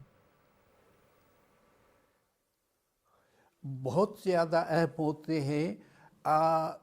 یہی تو بات ہے کہ اقبال اپنے عہد میں بیٹھے ہوئے مسلمانوں کے زوال کو جب سوچتے ہیں اسے کس طرح سے پھر سے عروج میں بدلنا ہے، تو وہ مولانا جلال الدین رومی کو، جو صوفی تو تھے لیکن اگر وہ شاعر نہ ہوتے تو ان کے صوفیانہ خیالات جو ہیں وہ کسی صورت میں بھی ایسے نہ پھیلتے کہ اگر ہم آج پاکستان کی علاقائی زبانوں کو بھی دیکھیں تو شاہ عبداللطیف بھٹائی کو ہم روبی کہتے ہیں، اور ہمارے میاں محمد بخش جو سیف الملوک لکھتے ہیں تو اس کے دیباچے میں ابتدا میں کہتے ہیں یہ مثنوی سفر العشق ہے، اور میں نے یہ سب عشق کے راز روبی سے سیکھے۔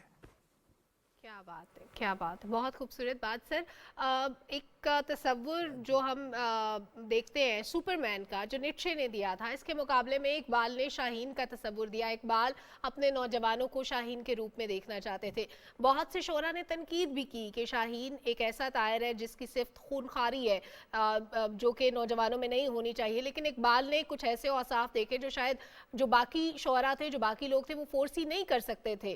یعنی جو صفت شاہین کے اندر پائی جاتی ہے، اقبال چاہتے تھے کہ ان کے دور کا نوجوان اور آنے والے ہر دور کا نوجوان ایسا ہو۔ اس پہ روشنی ڈالیے گا کہ اقبال کے شاہین کا تصور کیا تھا، اس کے پیچھے سوچ کیا تھی؟ اب بات یہ کہ یہ اقبال کے زمانے میں بھی سوال اٹھائے گئے کہ شاہین تو خونخوار ہے، اس کے جواب میں اقبال نے ایک تفصیلی بڑا خط لکھا ہے، اور اس میں یہ کہا ہے کہ شاہین جو ہے اس میں جو صفات ہیں ان میں سے چند ایک صفات یہ ہے جو مجھے عزیز ہے اور میں چاہتا ہوں کہ معاشرے میں ہم سیکھیں، ہم شاہین بنیں گدھ نہ بنیں۔ تو اس کے خط میں انہوں نے لکھا کہ شاہین کا سب سے بڑا جو وصف ہے وہ یہ ہے کہ وہ بلند پرواز ہے، وہ آشیانہ نہیں بناتا، اور وہ جو شکار کرتا ہے وہ سارا کا سارا خود مار نہیں کھاتا، بلکہ جس پرندے کو وہ شکار کرتا ہے اس میں تھوڑا سا خود کھاتا ہے، باقی دوسروں کے لیے چھوڑ دیتا ہے۔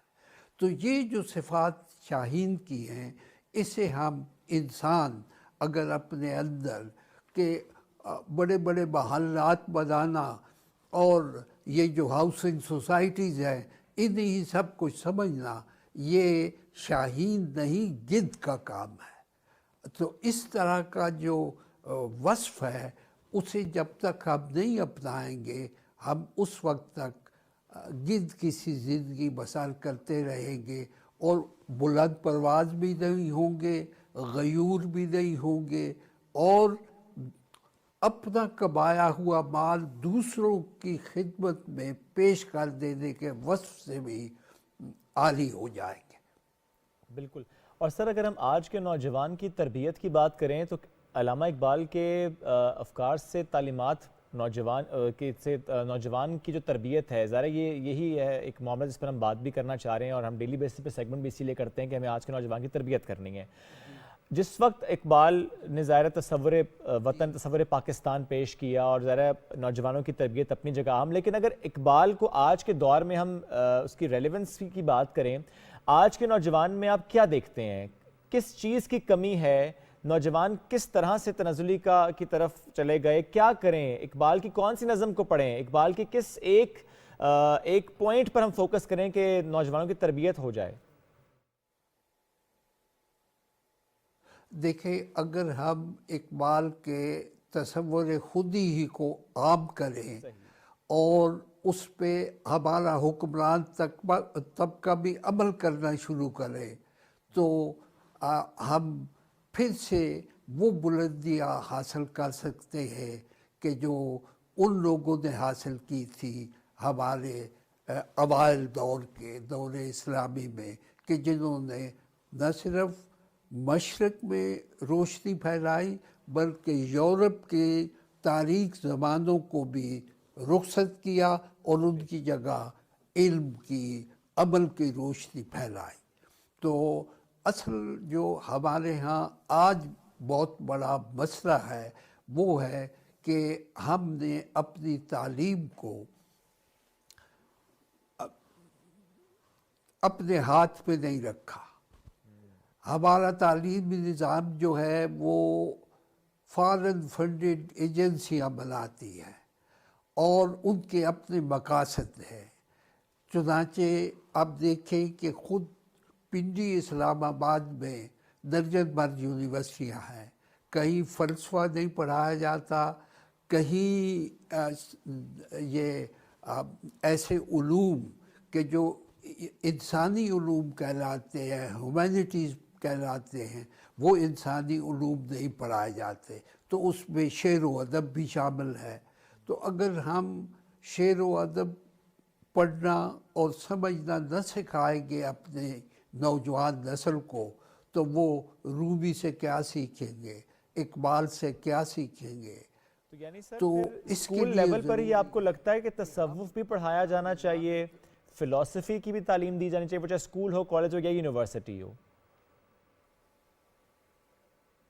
अब बिल्कुल देखें, अगर हम इकबाल की सिर्फ वो नज़में देख लें जो उन्होंने बच्चों के लिए लिखी हैं, तो वो नज़में अगर स्कूल में पढ़ाई जाए तो उनमें सब कुछ है। देखिए ऐसी भी नज़में उन्होंने छोटी छोटी लिखी हैं कि उकाब और चिंटी का आपस में मुकालबा है, 2 शेर है सारे के सारे। तो एक शेर ऐसा है कि जिसमें ये बात बताई गई है कि चिंटी अपना रिज़्क जो है वो मिट्टी में ढूंढती है, इसलिए पाँव के नीचे आती है, ज़रीलो खार हो रही है, लेकिन उकाब जो है वो आसमानों पे परवाज़ करता है और सारे औसाफ जो मैंने बताए उनकी तरफ उन्होंने इशारा कर दिया है।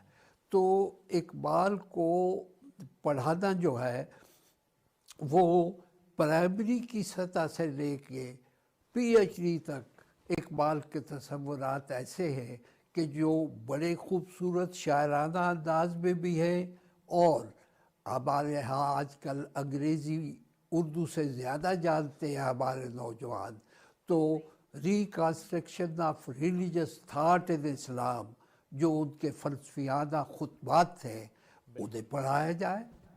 तो बात ये है कि जब हम ये तय कर लेंगे बहैसियत कौम कि हमने अपनी रवायात के मुताबिक ज़िंदगी बसर करनी है, अपने उलूम को अहमियत देनी है, और दूसरों ने जिस तरह से इल्म को तरक्की दी है उससे भी मुस्तफ़ीज़ होना है, तो फिर हमारा मुस्तक़बिल चमक उठेगा। अब मैं ये समझता हूँ कि हमें बच्चों को भी बताना चाहिए। जी अच्छा सर, आपने बड़ी अच्छी बात की कि हमारी जो मौजूदा नस्ल है, नौजवान नस्ल है, उनको शायरी से आशना होना चाहिए, लेकिन दिक्कत यहाँ पर ये पेश आती है कि हमारी जो नौजवान नस्ल है वो जिस शायरी को पढ़ती है, जिस शायरी को समझती है, वो शायरी शायद इखलाक बाख्ता माशरों में ज़्यादा पसंद की जाती है, ना कि एक सोफिस्टिकेटेड माशरे में। इकबाल की शायरी में हम देखते हैं हमें डिफरेंट सब्जेक्ट मिलते हैं, हमें खुदी का कॉन्सेप्ट मिलता है, मुख्तलिफ चीज़ों के बारे में फ़लसफ़ा हयात हमें मिलता है। रिज़्क़ हलाल से मुतालिक इकबाल का बड़ा अच्छा शेर था, खुदी को उस रिस्क से मौत अच्छी जिस रिस्क से आती हो परवाज़ में कोताही। लेकिन ये शायरी आज का नौजवान वो कुछ और पढ़ने लगे हैं, हमारे जो नौजवान शौरा हैं वो भी कुछ और तालीमात देने लगे हैं। तो यहाँ पे डिफरेंस पैदा करना कितना ज़रूरी है कि नौजवानों के पास क्या कंटेंट आना चाहिए और जो हमारे इस जनरेशन के शायर हैं वो क्या शायरी कर रहे हैं, वो क्या कंटेंट दे रहे हैं नौजवानों को। बात ये कि हमारे माशरे में जो ज़वाल के आसार हैं, इन्हितात के आसार हैं, उसकी ज़िम्मेदारी जो है हुक्मरान तबके पे है। देखिए, हम मांगे तांगे की मईशत जो है उसे जब सामने रखेंगे तो जिनसे मांगेंगे वो कुछ शराइत भी आयद करेंगे, और सबसे बड़ी शराइत साम्राज्य मुल्कों की ये है कि इकबाल को निकालो, रूमी को निकालो अपने निसाब तालीम से और भूल जाओ उन लोगों को। तो उसके लिए सबसे बड़ी जो ज़रूरत है अहम तरीन वो ये है कि हम अपना जो निज़ाम हुकूमत है वो अपने हाथ में लें اور جب یہ ہو جائے گا تو پھر خودداری بھی آئے گی، اور اقبال کو پڑھیں گے اور فلسفہ خودی کو ریاضی کے اصولوں کے مطابق نہ نہیں پڑھیں گے، بلکہ اس میں سے سبق حاصل کریں گے۔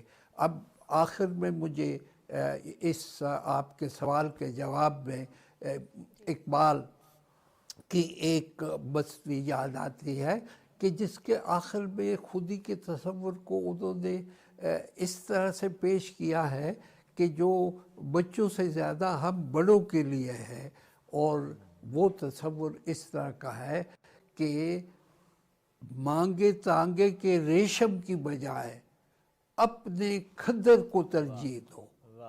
تو اب مانگے تانگے کی ہماری معیشت ہے، ہماری سیاست بھی مانگے تانگے کی ہے۔ تو معاف کیجئے، میں سیدھی بات کر رہا ہوں کیونکہ آپ ایسے سوالات اٹھا رہے ہیں کہ جو بہت اہمیت رکھتے ہیں تعلیم و تربیت کے لیے، مجھ جیسے بوڑھوں سے لے کے ہمارے پوتوں نواسوں تک، چھوٹے چھوٹے جو ہے ان تک کی تربیت کو۔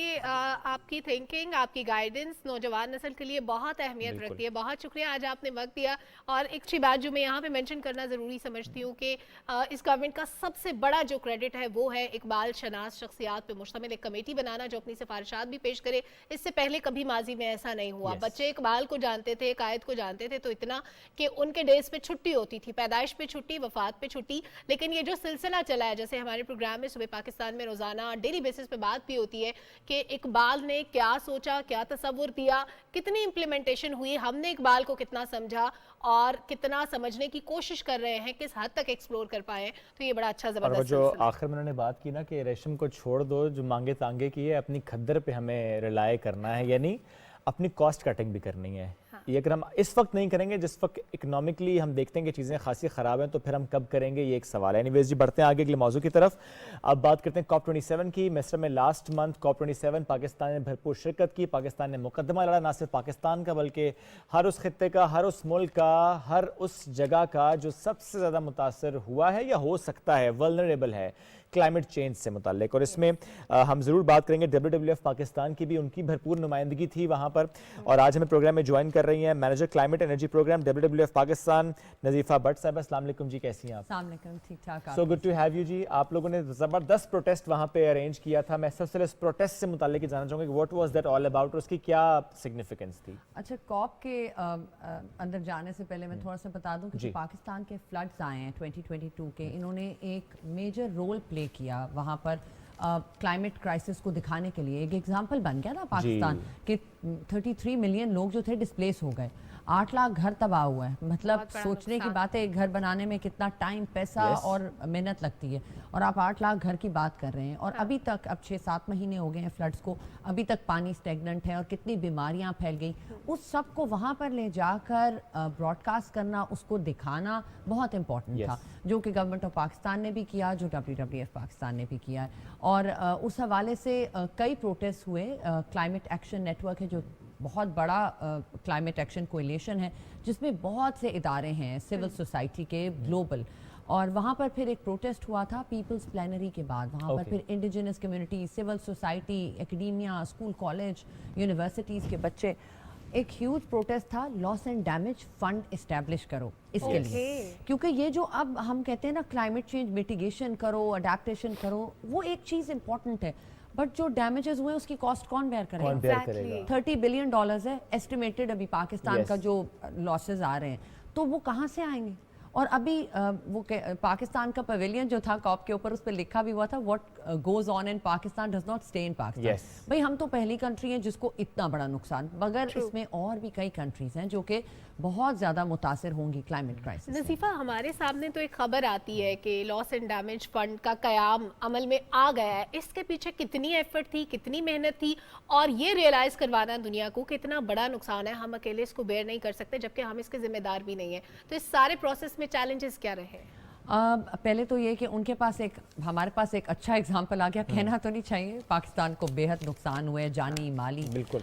लेकिन ये था पाकिस्तान का केस इतना स्ट्रॉन्ग बन गया क्योंकि आपने देखा कि 22 में फ्लड्स भी आए, ड्राउट भी आया, ठीक है, उसके बाद हमारे ग्लोफ इवेंट्स जो कि ग्लेशियर्स मेल्ट हो गए, वो एक इवेंट था जिसमें 3000 से ज़्यादा नए लेक्स बन गए। तो टेम्परेचर इतना बढ़ रहा है और पाकिस्तान उसके वर्ज पे है कि यहाँ पर क्लाइमेट क्राइसिस, बहुत ज़्यादा इवेंट्स हुए, तो हमने फिर इसको एज अ केस प्रेजेंट किया, गवर्नमेंट ने भी और सिविल सोसाइटीज़ ने भी। उसके बाद जब लॉस एंड डैमेज का प्रोटेस्ट हुआ तो जो डिफरेंट पार्टीज़ यानी कंट्रीज़ आई हुई थी, उनके लीडर्स ने फिर डिस्कस किया और डिसाइड किया कि भाई कुछ ना कुछ होना चाहिए। So loss and damage fund उन्होंने इस्टेब्लिश कर तो दिया है, मगर उसके लिए एक ट्रांजिशनल कमेटी बना दी है जिसकी पहली मीटिंग का इनकाद होगा मार्च में अगले साल। और लेकिन वो फिर डिसाइड करेंगे कि किन बेसिस पे हम पैसे देंगे, किन कंट्रीज को, कहाँ से आएगा। ठीक है, तो ये इसका इस पर करते हैं। आपका माइक थोड़ा टच हो रहा है, जैकेट से इसको आप प्लीज फिक्स कीजिएगा। जब तक हम जरूर बात भी करना चाह रहे थे कि जो प्रोटेस्ट किया उसकी अपनी सिग्निफिकेंस है, लेकिन जो क्लाइमेट चार्टर है जो इनकी तरफ से पेश किया गया, क्या एडवाइसेस दी गई हैं, कैसे इंटरनेशनल एनजीओज का रोल हो सकता है, प्लीज नजीफा उस पर बताइएगा। WW पाकिस्तान ने क्लाइमेट चार्टर एक डेवलप किया है मिनिस्ट्री ऑफ क्लाइमेट चेंज और बाकी दीगर स्टेक होल्डर्स की मदद के साथ, और उसमें डिफरेंट लोगों की तजावीज़ भी हैं, जिसमें सबसे पहले लॉस एंड डैमेज था कि जो नुकसानात हो रहे हैं उसकी भरपाई के लिए पैसा जो है वो बहुत ज़रूरी है, जो कि ग्लोबल लीडर्स को और ग्लोबल कम्युनिटीज़ को लेकर आना है, डोनर एड एजेंसीज को। सेकेंडली इसमें रिस्क मैनेजमेंट और वल्नरेबिलिटी असेसमेंट नेशन वाइड करें, कहाँ कहाँ किस किस्म के क्राइसिस आ सकते हैं, उसी की बेसिस पे फिर लैंड यूज प्लानिंग बनेगी और जो जोन करना है उसके लॉज और लेजिस्लेशन बनेंगे। उसके बगैर तो आप आगे नहीं जा सकते ना। हमारे पास तो अभी तक अवेयरनेस के हम उस लेवल पे हैं कि अवेयरनेस भी पूरी नहीं है, जैसे हम बात कर रहे थे। तो ये चीज़ें गवर्नमेंट को करनी चाहिए और एक लोकल गवर्नमेंट प्रोविंशियल लेवल पे फंक्शनल बॉडी हो जो कि जैसे हम लोग एक प्रोजेक्ट इम्प्लीमेंट करते हैं या कोई भी दीगर इदारे कर रहे हैं प्रोजेक्ट्स इम्प्लीमेंट क्लाइमेट चेंज के, उनको फैसिलिटेट करें ताकि वो क्लाइमेट के जो जितने भी प्रोजेक्ट्स हैं क्लाइमेट चेंज के उनको बेहतर तौर पे फैसिलिटेट करके इम्प्लीमेंट कर सकें। वो क्या हो सकते हैं? अगर मैं पूछूं कि ऐसे कौन से शॉर्ट टर्म प्लान्स हैं जो कि आपको लगता है कि होने चाहिए, जो आप WWF पाकिस्तान ने सोचा हो, इस पे काम किया हो? और आपने एक चार्टर भी पेश किया ना, वहाँ पे उसके बारे में बताएं। ये कुछ जो मैंने निकात बताई हैं ये चार्टर की, ये उसी में जी ये चार्टर की निकात हैं, बिल्कुल बिल्कुल। ओके, अब हम आते हैं कुछ शॉर्ट टर्म प्लान्स जो कि WWF पाकिस्तान ने, आपके इदारे ने सोचा हो कि जो करना चाहते हैं और जो करने चाहिए, जो वक्त की जरूरत है, वो क्या है? अच्छा, एक तो क्लाइमेट रिस्क असेसमेंट जो है ना, एक ग्लोबल फिनोमेना है, ऑफ कोर्स उसको एड्रेस करना जरूरी है। अब हमारे पास ये फ्लड्स इतना बड़ा एक सानिया हो चुका है कि उसके बाद हर इदारा जो है वो कोशिश कर रहा है कि हम किस तरह से कंट्रीब्यूट कर सकते हैं। तो इसमें ज़रूरी ये है कि क्लाइमेट रिस्क असेसमेंट करें, उसकी पूरे कंट्री की, nation wide, from the north और बिल्कुल गवादर तक, बिल्कुल कोस्ट तक अपनी करें कि फ्यूचर में क्या हो सकता है। जी, फ्यूचर में क्या हो सकता है ताकि आप प्लानिंग कर सकें उसकी, क्योंकि अभी तो हम प्रिपेयर्ड ही नहीं थे ना, तभी फ्लड्स के ये हाल हुआ ना। तो अगर आप हम प्रिपेयर्ड क्यों नहीं थे? अभी 2010 के फ्लड्स के बाद भी हमें नुकसानात हुए थे, मगर उसके बाद भी कोई, क्योंकि हमने असेसमेंट नहीं की। There was no planning. पता ही नहीं था, प्लानिंग नहीं की हुई थी। हालांकि हम कह रहे थे कि फ्लड्स आएंगे। जी बिल्कुल, ये हम हैं उस एरिया में जहाँ पर फ्लड प्रोन, और ये मॉनसून चेंजेस और टोरेंशियल रेन्स की वजह से ये जो और एक तो ये डैमेज था जो फ्लड की वजह से हुआ, और एक वो डैमेज था जो हमारी गलतियों की वजह से हुआ, जो दरिया के किनारों पे और झीलों के किनारों पे लोगों, बिल्कुल जो होटल्स गिरे वो कहाँ पर बने हुए थे? चोटियों पे बने हुए हैं भाई, वहाँ पर बनाने का किसने उनको NOC दिए? तो यहाँ पर गवर्नमेंट का रोल आता है कि वो स्ट्रिक्ट रूल्स एंड रेगुलेशंस बनाएं कि उनको NOC मिले जो प्रॉपर जगहों पे ले रहे हैं, जैसे LDA के सर्टिफिकेट्स वगैरह मिलते हैं लैंड यूज के। अच्छा नज़ीफ़ा, अभी लॉस एंड डैमेज फंड तो क़याम उसका हो गया, अभी उसकी मीटिंग आपने बताया होने वाली है, क्या इसके लिए कोई मैकेनिज्म तय हुआ कि इतने अरसे में ये फंड जो है वो फुली फंक्शनल होगा, इतने पैसे उसमें आएंगे, उसका क्या प्लान होगा, दिए जाएंगे, यस एग्जीक्यूशन कैसे होगी? जी ये मैं बताती हूँ, जो कमेटी मेंशन की है मैंने, वो डिसाइड करेगी। अभी उस कमेटी का तो डिसीजन हो गया, लेकिन कमेटी अब मार्च में डिसाइड करेगी कि इसमें किस तरह से, कहाँ से फंड आएगा, कितने अरसे में होगा, और COP28 जो कि अगले साल होना है उसके अंदर फिर वो प्रेजेंट करेंगे कि किस तरह से इसको फंक्शनल करना है, क्योंकि वो साल में यानी पैसा नहीं आएगा नहीं। तो ये एक गुड न्यूज भी है, लेकिन लटक भी गया थोड़ा काम, बिल्कुल ये लिंगर करेगा। आई रिमेंबर शेरिन रहमान साहब ने कांग्रेचुलेशंस तो जरूर दी कि ज़ाहिर पाकिस्तान में मुकदमा लड़ा है और लॉस एंड डैमेज फंड का क़याम, लेकिन व्हाट्स نیکسٹ اس پر میں بات کرنی چاہیے. آپ نے کہا کہ 1 سال ابھی اور لگ جائے گا, معاملہ لٹک گیا ہے. ہاں, لیکن اتنا پرومسنگ کوئی ڈیسیجن نہیں تھا, لیکن اتنی محنت کے بعد اگر یہ بھی ڈیسیجن آ گیا تو بہت بڑی بات ہے. لیکن اب ان حالات میں جب ہم دیکھتے ہیں کہ اکنامکلی ظاہر چیزیں بہت زیادہ متاثر ہو چکی ہیں, فائنینشیل کرائسس کا وقت ہے, تو پاکستان خود سے تو نہیں کر سکتا, ہماری وہ سچویشن یا پوزیشن نہیں ہے کہ ہم کر سکیں. کیا کیا جائے پھر؟ اچھا, اس میں ہم نے ڈیبیٹ تو بہت کی ہے وہاں پر, یہاں تک کہ گورنمنٹ نے بھی, شہری رحمان آنریبل منسٹر جو ہیں انہوں نے بھی G77 اور چائنا میں پاکستان کے فلڈز کے کیس کو لیوریج کیا, بالکل, اور اس ایجنڈا کو لے کر چلے کہ اس کو کلائمیٹ چینج ایجنڈا کی پرائیورٹی بنائے, لاس اینڈ ڈیمیج فنڈ کو. تو بہت سے لیڈرز سامنے آئے اور پاکستان نے بھی اپنا رول پلے کیا ہے. اب لیٹس سی کہ جو کانفرنس آف پارٹیز کے جو میجر گلوبل لیڈرز ہیں وہ اس کو کس طرح سے. اچھا, جب یہ مقدمہ پریزنٹ کیا جا رہا تھا, جب پاکستان میں ڈیمیجز کی بات ہو رہی تھی, اب آ کے پتہ چلا کہ یہ جو ہمارے پاس پیسے آئیں گے 1 سال کے بعد آئیں گے. اس 1 سال کے دوران ہمارا سروائیول کیسے ہوگا؟ کیا اس پہ کسی ملک نے بات کی؟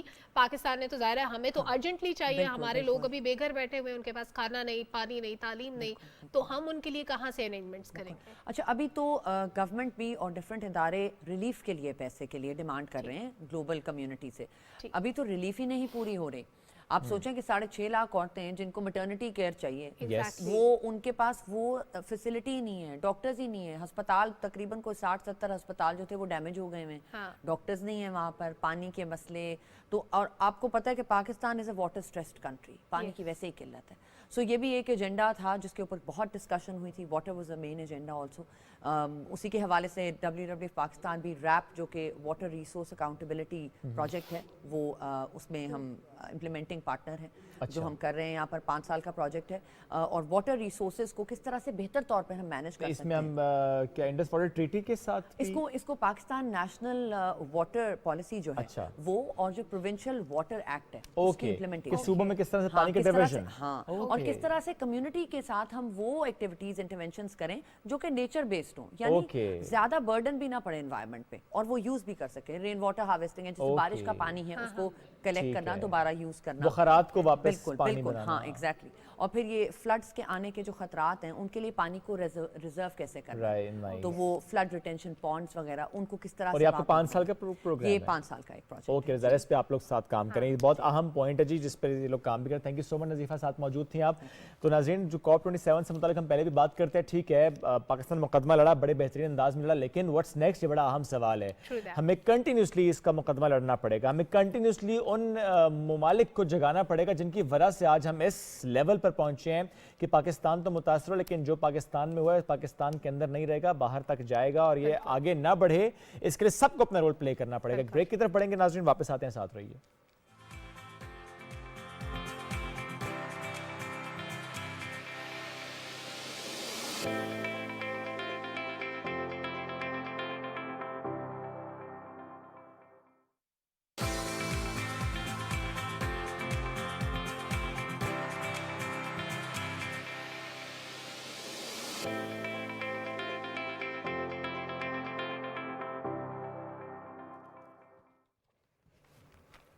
ویلکم بیک ناظرین. پروگرام کا آخری حصہ, ہمارا اگلا سیگمنٹ, جس میں ہم بات کرتے ہیں کچھ اہم مسائل سے متعلق, کچھ ایسے مسائل جن کا تعلق ہمارے جنرلی روزمرہ زندگی سے ہوتا ہے اور دین کی روشنی میں ہم رہنمائی چاہتے ہیں. تو آج کا جو ہمارا موضوع ہے وہ کچھ مختلف ہے. ہماری خواجہ سرا کمیونٹی, مارجنلائز کمیونٹی, ان کے حقوق کے بارے میں ہمارا مذہب کیا کہتا ہے, کیا تعلیمات ہیں, ہمیں اس سے کیا سیکھنے کو ملتا ہے, یہ ہم ڈسکس کریں گے. اور ساتھ ہی ساتھ دوسرا بڑا اہم معاملہ جو ہم ہر بات پہ کہتے ہیں کہ بس اللہ کی مرضی, کوئی غلطی ہو گئی, کچھ ہم نے خراب کر دیا, ہم کہتے ہیں بس اللہ کی مرضی, جو ہونا تھا ہو گیا. اس کے پیچھے ہماری کمیاں, کوتاہیاں, غلطیاں جتنی ہوتی ہیں ہم سب کا ملبہ اللہ پہ ڈال دیتے ہیں, قسمت پہ ڈال دیتے ہیں. ہم اپنی غلطیوں کا ادراک نہیں کرتے یا نہیں کر پاتے. ہمارے سے بات کرنے کے لیے موجود ہیں صاحبزادہ منیر عالم قادری صاحب. بہت شکریہ سر, آپ نے وقت دیا. خواجہ سرا کمیونٹی جن کے بارے میں ہماری سوسائٹی بہت زیادہ اویئر نہیں ہے, ہمارا مذہب, ہمارا دین ہمیں کیا تعلیمات دیتا ہے؟ بسم اللہ الرحمن الرحیم. بہت شکریہ. ایک تو ٹاپک بہت خوبصورت اس کا انتخاب کیا گیا اور وقت کی ضرورت ہے جی سر. اور جوں وقت گزر رہا ہے اور سینیریو وسیع ہو رہا ہے تو ان مسائل کی ضرورت زیادہ سے زیادہ محسوس ہو رہی ہے.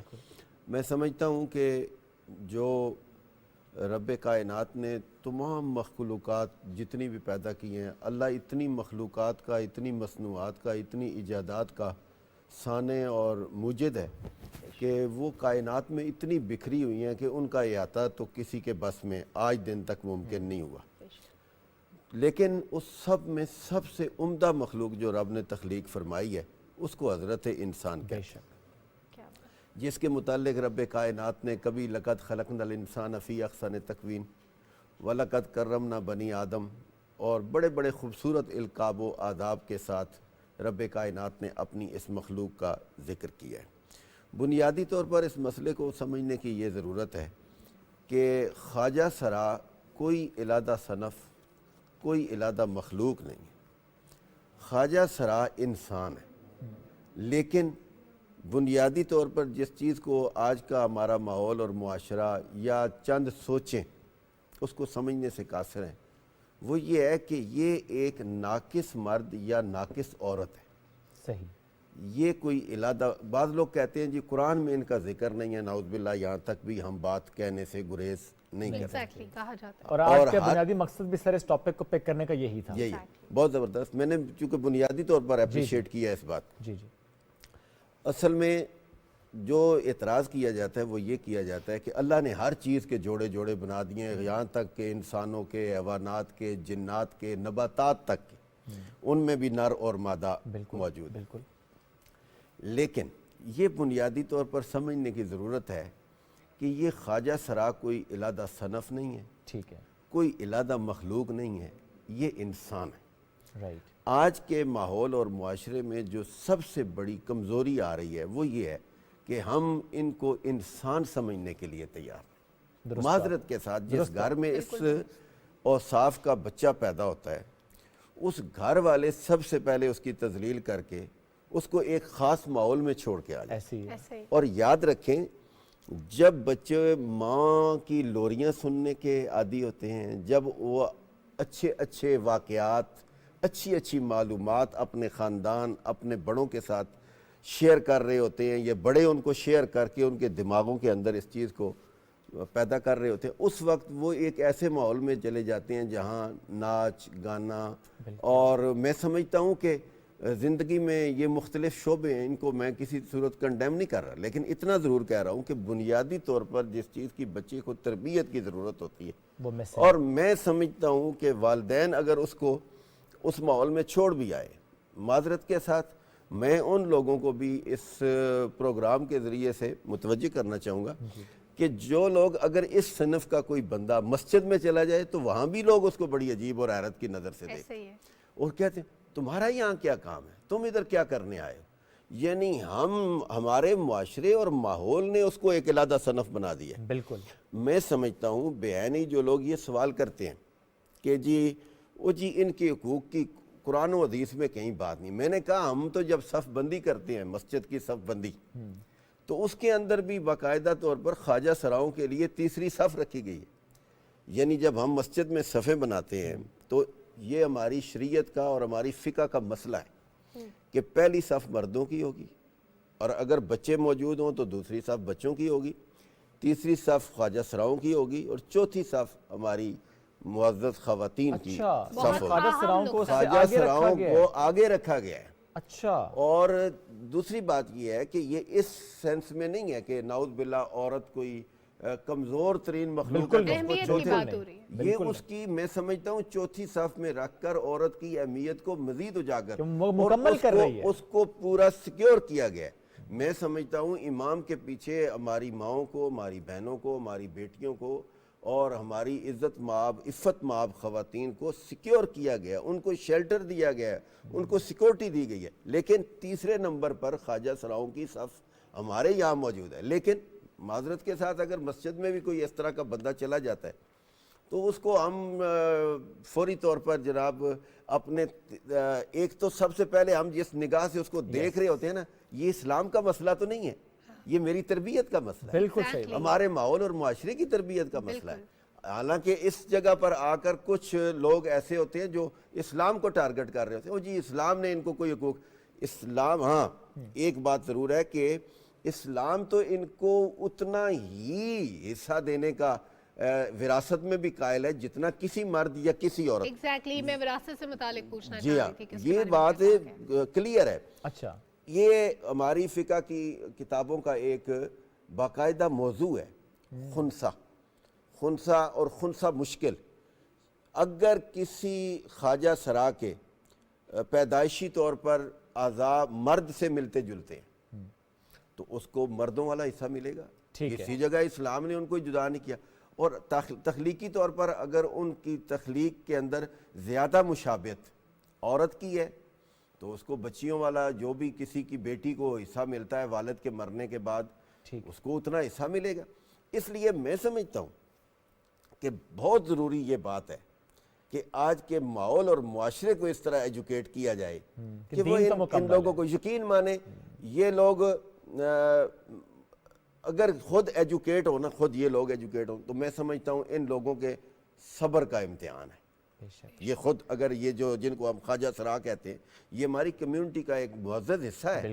لیکن آج ہم میں سے کوئی بندہ بھی چاہے وہ کسی سطح پہ بھی ہو، پرائیویٹ ہو، مذہبی سطح پہ ہو، دینی سطح پہ ہو، سیاسی سطح پہ ہو، ان لوگوں کو اکاموڈیٹ کرنے کے لیے تیار نہیں ہے. اور جب ان کو کسی تقریب میں مدعو کیا جاتا ہے یا یہ خود کسی تقریب میں پہنچ جائیں، آپ بتائیں، آپ کے ساتھ میں بھی آپ کے معاشرے کا ایک حصہ ہوں، آپ بتائیں کیا ان لوگوں کو ہم اسی نظر سے دیکھتے ہیں جس طرح ہم کسی اپنی ماں بہن کو یا کسی اپنے بھائی کو دیکھتے ہیں؟ اس نظر سے نہیں دیکھا جاتا.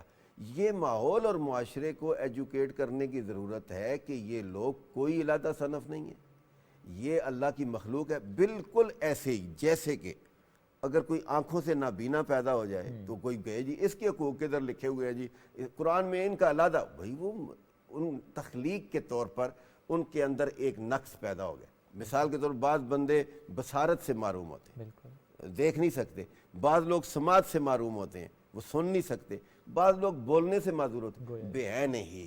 اس کو یہ سمجھنے کی ضرورت ہے کہ جس طرح ایک دیکھنے والا دیکھتا ہے اور ایک نابینا نہیں دیکھ سکتا، ایک سننے والا سنتا ہے اور ایک نہ سننے والا بہرا شخص سن نہیں سکتا، بے ہے نہیں. اسی طرح ایک مرد ہونے کے ناطے یا ایک عورت ہونے کے ناطے جس طرح وہ اپنے معمولات کو زندگی میں اپریٹ کرتے ہیں یہ اس طرح اپریٹ نہیں کر سکتے. ان کی تخلیق کے اندر بنیادی طور پر ایک نقص رکھا گیا ہے اور اللہ کی ذات بہتر جانتی ہے. اور میں سمجھتا ہوں جس طرح میں نے کہا کہ اگر یہ طبقہ خواجہ سرا اگر خود سے ایجوکیٹ ہوں تو یہ ان کے صبر کا امتحان ہے. ساری زندگی چاہے 10 سال ہیں، 20 سال ہیں، 50 سال ہیں، 60 سال ہیں، اور دوسری طرف بھی خالی نہیں ہے میرے اور آپ کے شکر کا امتحان ہے. جہاں ان کے لیے صبر ہے نا، دو ہی صورتیں ہیں.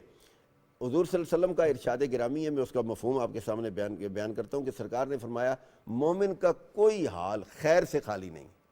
اگر اس پر مصیبت آ جائے وہ صبر کرتا ہے تو اللہ اس کو بھی اجر عطا فرماتا ہے، اور اگر اس پر کوئی نعمت نازل ہو جائے، کوئی اللہ کا انعام نازل ہو جائے تو وہ شکر کرتا ہے تو اللہ اس صورت میں بھی اس پر اپنی مہربانیوں کو تمام کرتا ہے. اس لیے جہاں خواجہ سراؤں کی زندگی ان کے لیے امتحان صبر ہے، ہم سب کے لیے یہ امتحان شکر ہے کہ مولا شکر ہے تو نے ہمیں ایک کامل مرد یا ایک کامل عورت بنایا ہے اور یہ زندگی کے ہم پارٹ بن کر زندگی کا ایک اچھا رول پلے کر رہے ہیں. تو اس لیے بہت ساری باتیں ایسی ہیں جو اس کے ضمن میں کہی جا سکتی ہیں، لیکن اسلام نے کم از کم یہ کہنا کہ اس طبقے کو کہیں چھوڑا ہے، اس نے وراثت بھی پوری کی پوری دی ہے.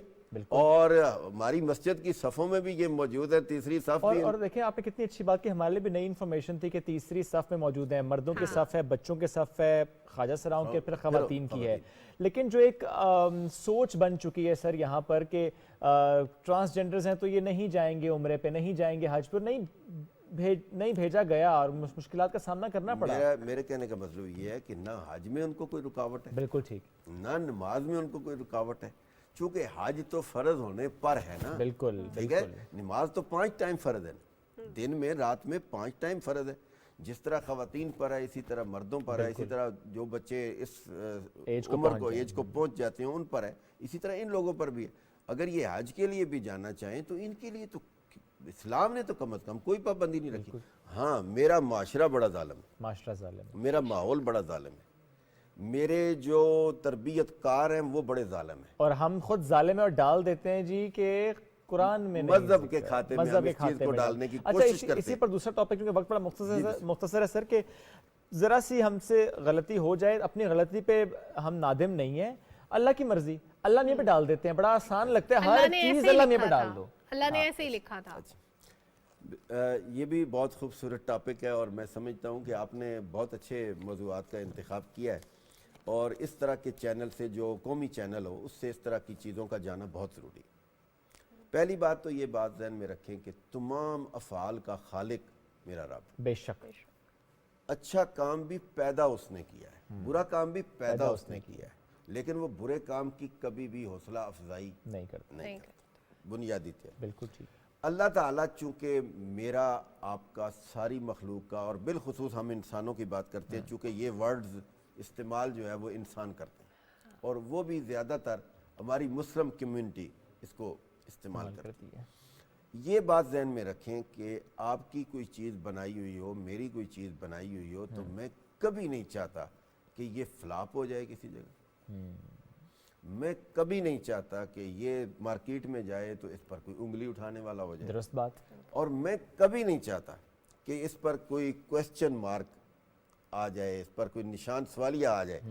اب اگر میری اور آپ کی چاہت, بڑے کمزور سے لوگ ہیں ہم, 2 قدم چلیں, تیسرے قدم پہ اگر ذرا سے لڑکھڑا جائیں تو ہماری حیثیت وہاں پتہ چل جاتی ہے, ورنہ دعوے تو ہمارے بڑے بڑے ہوتے ہیں. لیکن ہماری بنائی ہوئی چیز اگر فلاپ ہو جائے تو ہم پیروں سوچتے ہیں, دن رات سوچتے ہیں. بالکل. اللہ سوچوں سے پاک ہے, لیکن یہ بات ذہن میں رکھیں کہ رب کائنات نے جب انسان بنایا ہے تو رب کبھی نہیں چاہتا کہ انسان ناکام کسی مرد. سبحان اللہ. اللہ تبارک و تعالیٰ چاہتا ہے کہ انسان ہمیشہ کامیاب. ایک بات. دوسرا یہ لفظ اگر تو نعوذ باللہ اپنی کمزوریوں کا, اپنی کوتاہیوں کا, غلطیوں کا, اور غلطیوں کا, گناہوں کا بھی, جتنے بھی گناہ ہیں جو بھی ہے اس کا نعوذ باللہ اگر ہم برڈن اللہ کی طرف پھینکنا چاہتے ہیں تو پھر تو یہ کلمہ کسی صورت بھی شرعاً اس کو جواز نہیں ہے. بالکل آپ نے سر اس ایک کو بات, صرف اتنی بات ضرور ہے کہ اگر ہم اپنا کوشش کرنے کے بعد اور جائز طریقے سے کہنے کے بعد اگر کہہ دیتے ہیں کہ اللہ کی مرضی, تو پھر حضرت مولا علی کا صرف ایک کوٹ کر دیتا ہوں کہ جناب مولا کائنات نے فرمایا ہے کہ میں نے تو اپنے رب کو پہچانا ہی اپنے ارادوں کے ٹوٹنے سے. سبحان اللہ. کہ جب کبھی میں اتنا بڑا ارادہ بنا لیتا ہوں اور پھر وہ ٹوٹ جاتا ہے تو میں سوچتا ہوں کہ میں ہی سارا کچھ نہیں ہوں. سبحان اللہ. کوئی ایسی ذات ہے کہ اتنے بڑے بڑے ارادے سوچ کے رکھتا ہوں, اور تدبیر کند بندہ تقدیر زند خندہ, بندہ ارادے بنا رہا ہوتا ہے اور تقدیر اس پر ہنس رہی ہوتی ہے. تو اس طرح کے الفاظ کو استعمال کرنے کے لیے بہرحال احتیاط کی ضرورت ہے, لیکن نیت کا یہاں عمل دخل ضرور دیکھنا چاہیے. ظافر صاحب بہت شکریہ, ساتھ موجود تھے. ہمیشہ آپ سے بات کر کے بہت ہی اچھا لگتا ہے, بہت سیکھنے کو ملتا ہے. اور آج بھی ہمارے 2 موضوعات تھے, اس پہ ہماری یہی کوشش تھی ہم اس طرح سے سیکھ پائیں کہ ہم کتنی آسانی سے کوئی جملہ ادا کر دیتے ہیں, تو ایسا نہیں کرنا. ہاں کوشش پوری کیجئے خلوص دل کے ساتھ, خلوص نیت کے ساتھ. پھر اگر وہ کام نہ ہو تو یہ ضرور سمجھ لیجئے کہ اس میں اللہ کی کوئی بہتری پوشیدہ ہے جو وقت کے ساتھ سامنے کی اللہ کی حکمت ہے. بالکل بڑھتے ہیں آگے. احسن آصف صاحب ہمیں جوائن کریں گے. نعت رسول مقبول صلی اللہ علیہ وآلہ وسلم کے لیے پروگرام کا اختتام ہو رہا ہے یہاں پر, اور جیسے وہ یہاں پہ جوائن کریں گے ہم دیکھتے ہیں آج کس کلام کا انہوں نے انتخاب کر رکھا ہے. چونکہ ہماری کوشش یہ ہوتا ہے کہ جمعے کی مناسبت سے ہم اپنی رہنمائی بھی کریں اور اس کو سجائیں رسول مقبول صلی اللہ علیہ وسلم کی مدح سرائی سے. تو احسن آصف نے ہمیں جوائن کر لیا. احسن پلیز آپ کی طرف آئیں گے. کوئی سلیقہ ہے آرزو کا, نہ بندگی میری بندگی ہے, یہ سب تمہارا کرم ہے آقا, یہ سب تمہارا کرم ہے آقا. کہ بات اب تک بنی ہوئی ہے, یہ سب تمہارا کرم ہے آقا, یہ سب تمہارا کرم ہے آقا. کسی کا احسان کیوں اٹھائے किसी को हालात क्यों बताए, किसी का एहसान क्यों उठाए, किसी को हालात क्यों बताए, तुम ही से मांगेंगे तुम ही दोगे, तुम ही से मांगेंगे तुम ही दोगे, तुम्हारे दर से ही लो लगी है, ये सब तुम्हारा करम है आका, ये सब तुम्हारा करम है आका, ये सब तुम्हारा करम है आका। अता किया मुझको दर्द उल्फत, कहाँ थी ये पुरखता की किस्मत, अता किया मुझको दर्द उल्फत, कहाँ थी ये पुरखता की किस्मत, मैं इस करम के कहाँ था काबिल, मैं इस करम के कहाँ था काबिल, हुजूर की बंदा परवरी है, ये सब तुम्हारा करम है आका, ये सब तुम्हारा करम